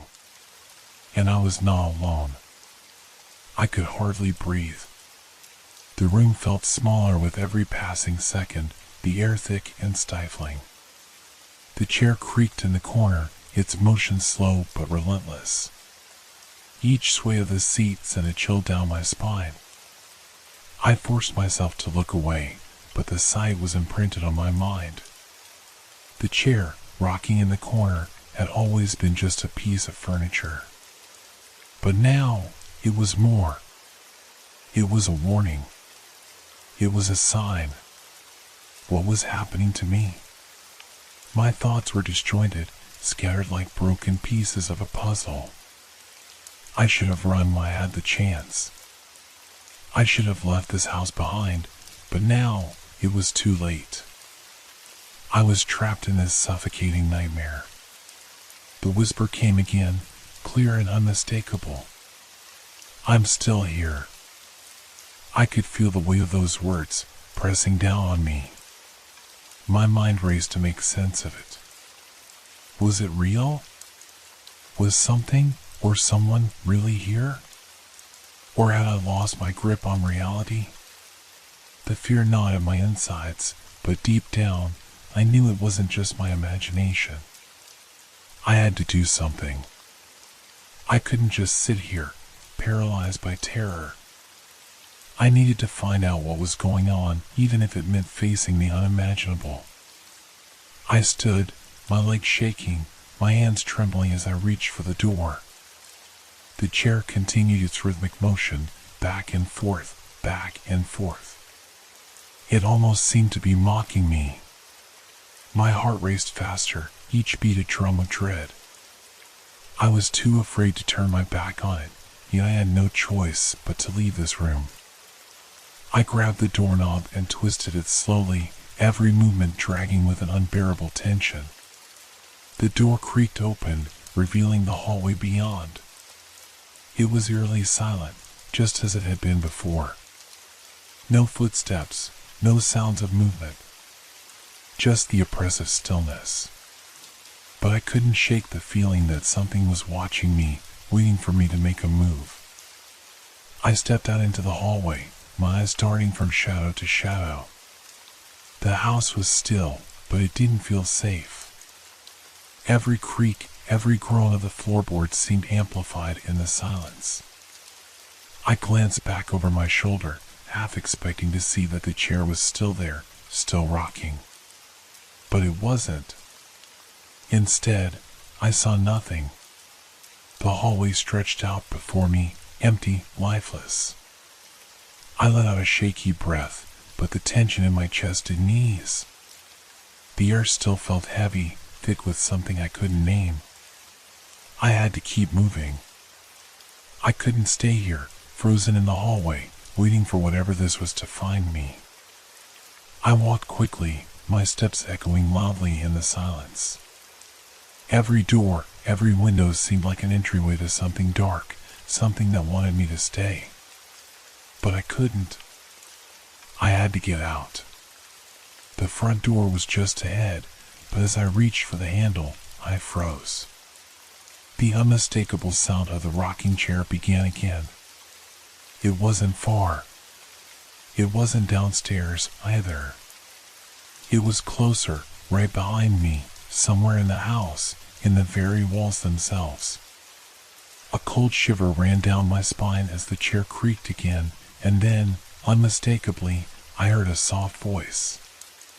I'm still here. I whipped around, but there was nothing. No figure, no movement. The house was still. The door was right there, just a few feet away. And yet, I couldn't move. The whisper filled my ears, growing louder with each passing second, until it seemed to fill every corner of my mind. I'm still here. I stumbled backward, away from the door, away from the sound. I was dizzy, my heart racing in my chest. My breath came in short, panicked gasps. My hands were slick with sweat, my legs weak, as if the very fear inside me had drained me of strength. I reached for the wall to steady myself, but my hand brushed against something cold and hard. The chair. It was there, right behind me, its backrest cold and unforgiving against my fingertips. I didn't need to look. I already knew. The chair was in the hallway with me now. It was following me. It was everywhere. I could feel my pulse thudding in my ears, and I spun around, my eyes wide in terror, searching the darkness for any sign of movement. The house seemed to breathe with me, its silence pressing down on me, thick and suffocating. And then, just as my mind reached its breaking point, the chair stopped. The house fell into an oppressive, complete silence. No creaking, no whispering.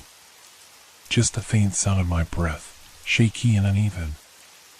I dared to look behind me. The chair was gone. But there, standing in the doorway of the living room, was a figure. It was tall, dark, and for a moment, I thought my heart had stopped. It was the same shadow I had seen earlier, the one that had vanished when I turned away. But now, it was no illusion. It was real. It was here, standing still, watching me. I couldn't breathe. My legs were locked in place, my body frozen in fear. I wanted to scream, to run, but my voice was gone. The figure took a step forward. Slowly, deliberately, and then it whispered again. I'm still here. It was closer now. Too close. And as it reached for me, I knew I would never escape.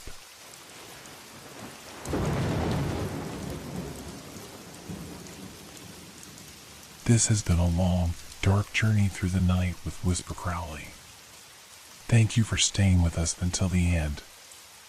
Leave a like if these stories made you look at the darkness a little differently, and share in the comments what you enjoyed most or what gave you chills. Make sure to subscribe so you don't miss our next Sinister Whispers. Until we meet again in the world of shadows.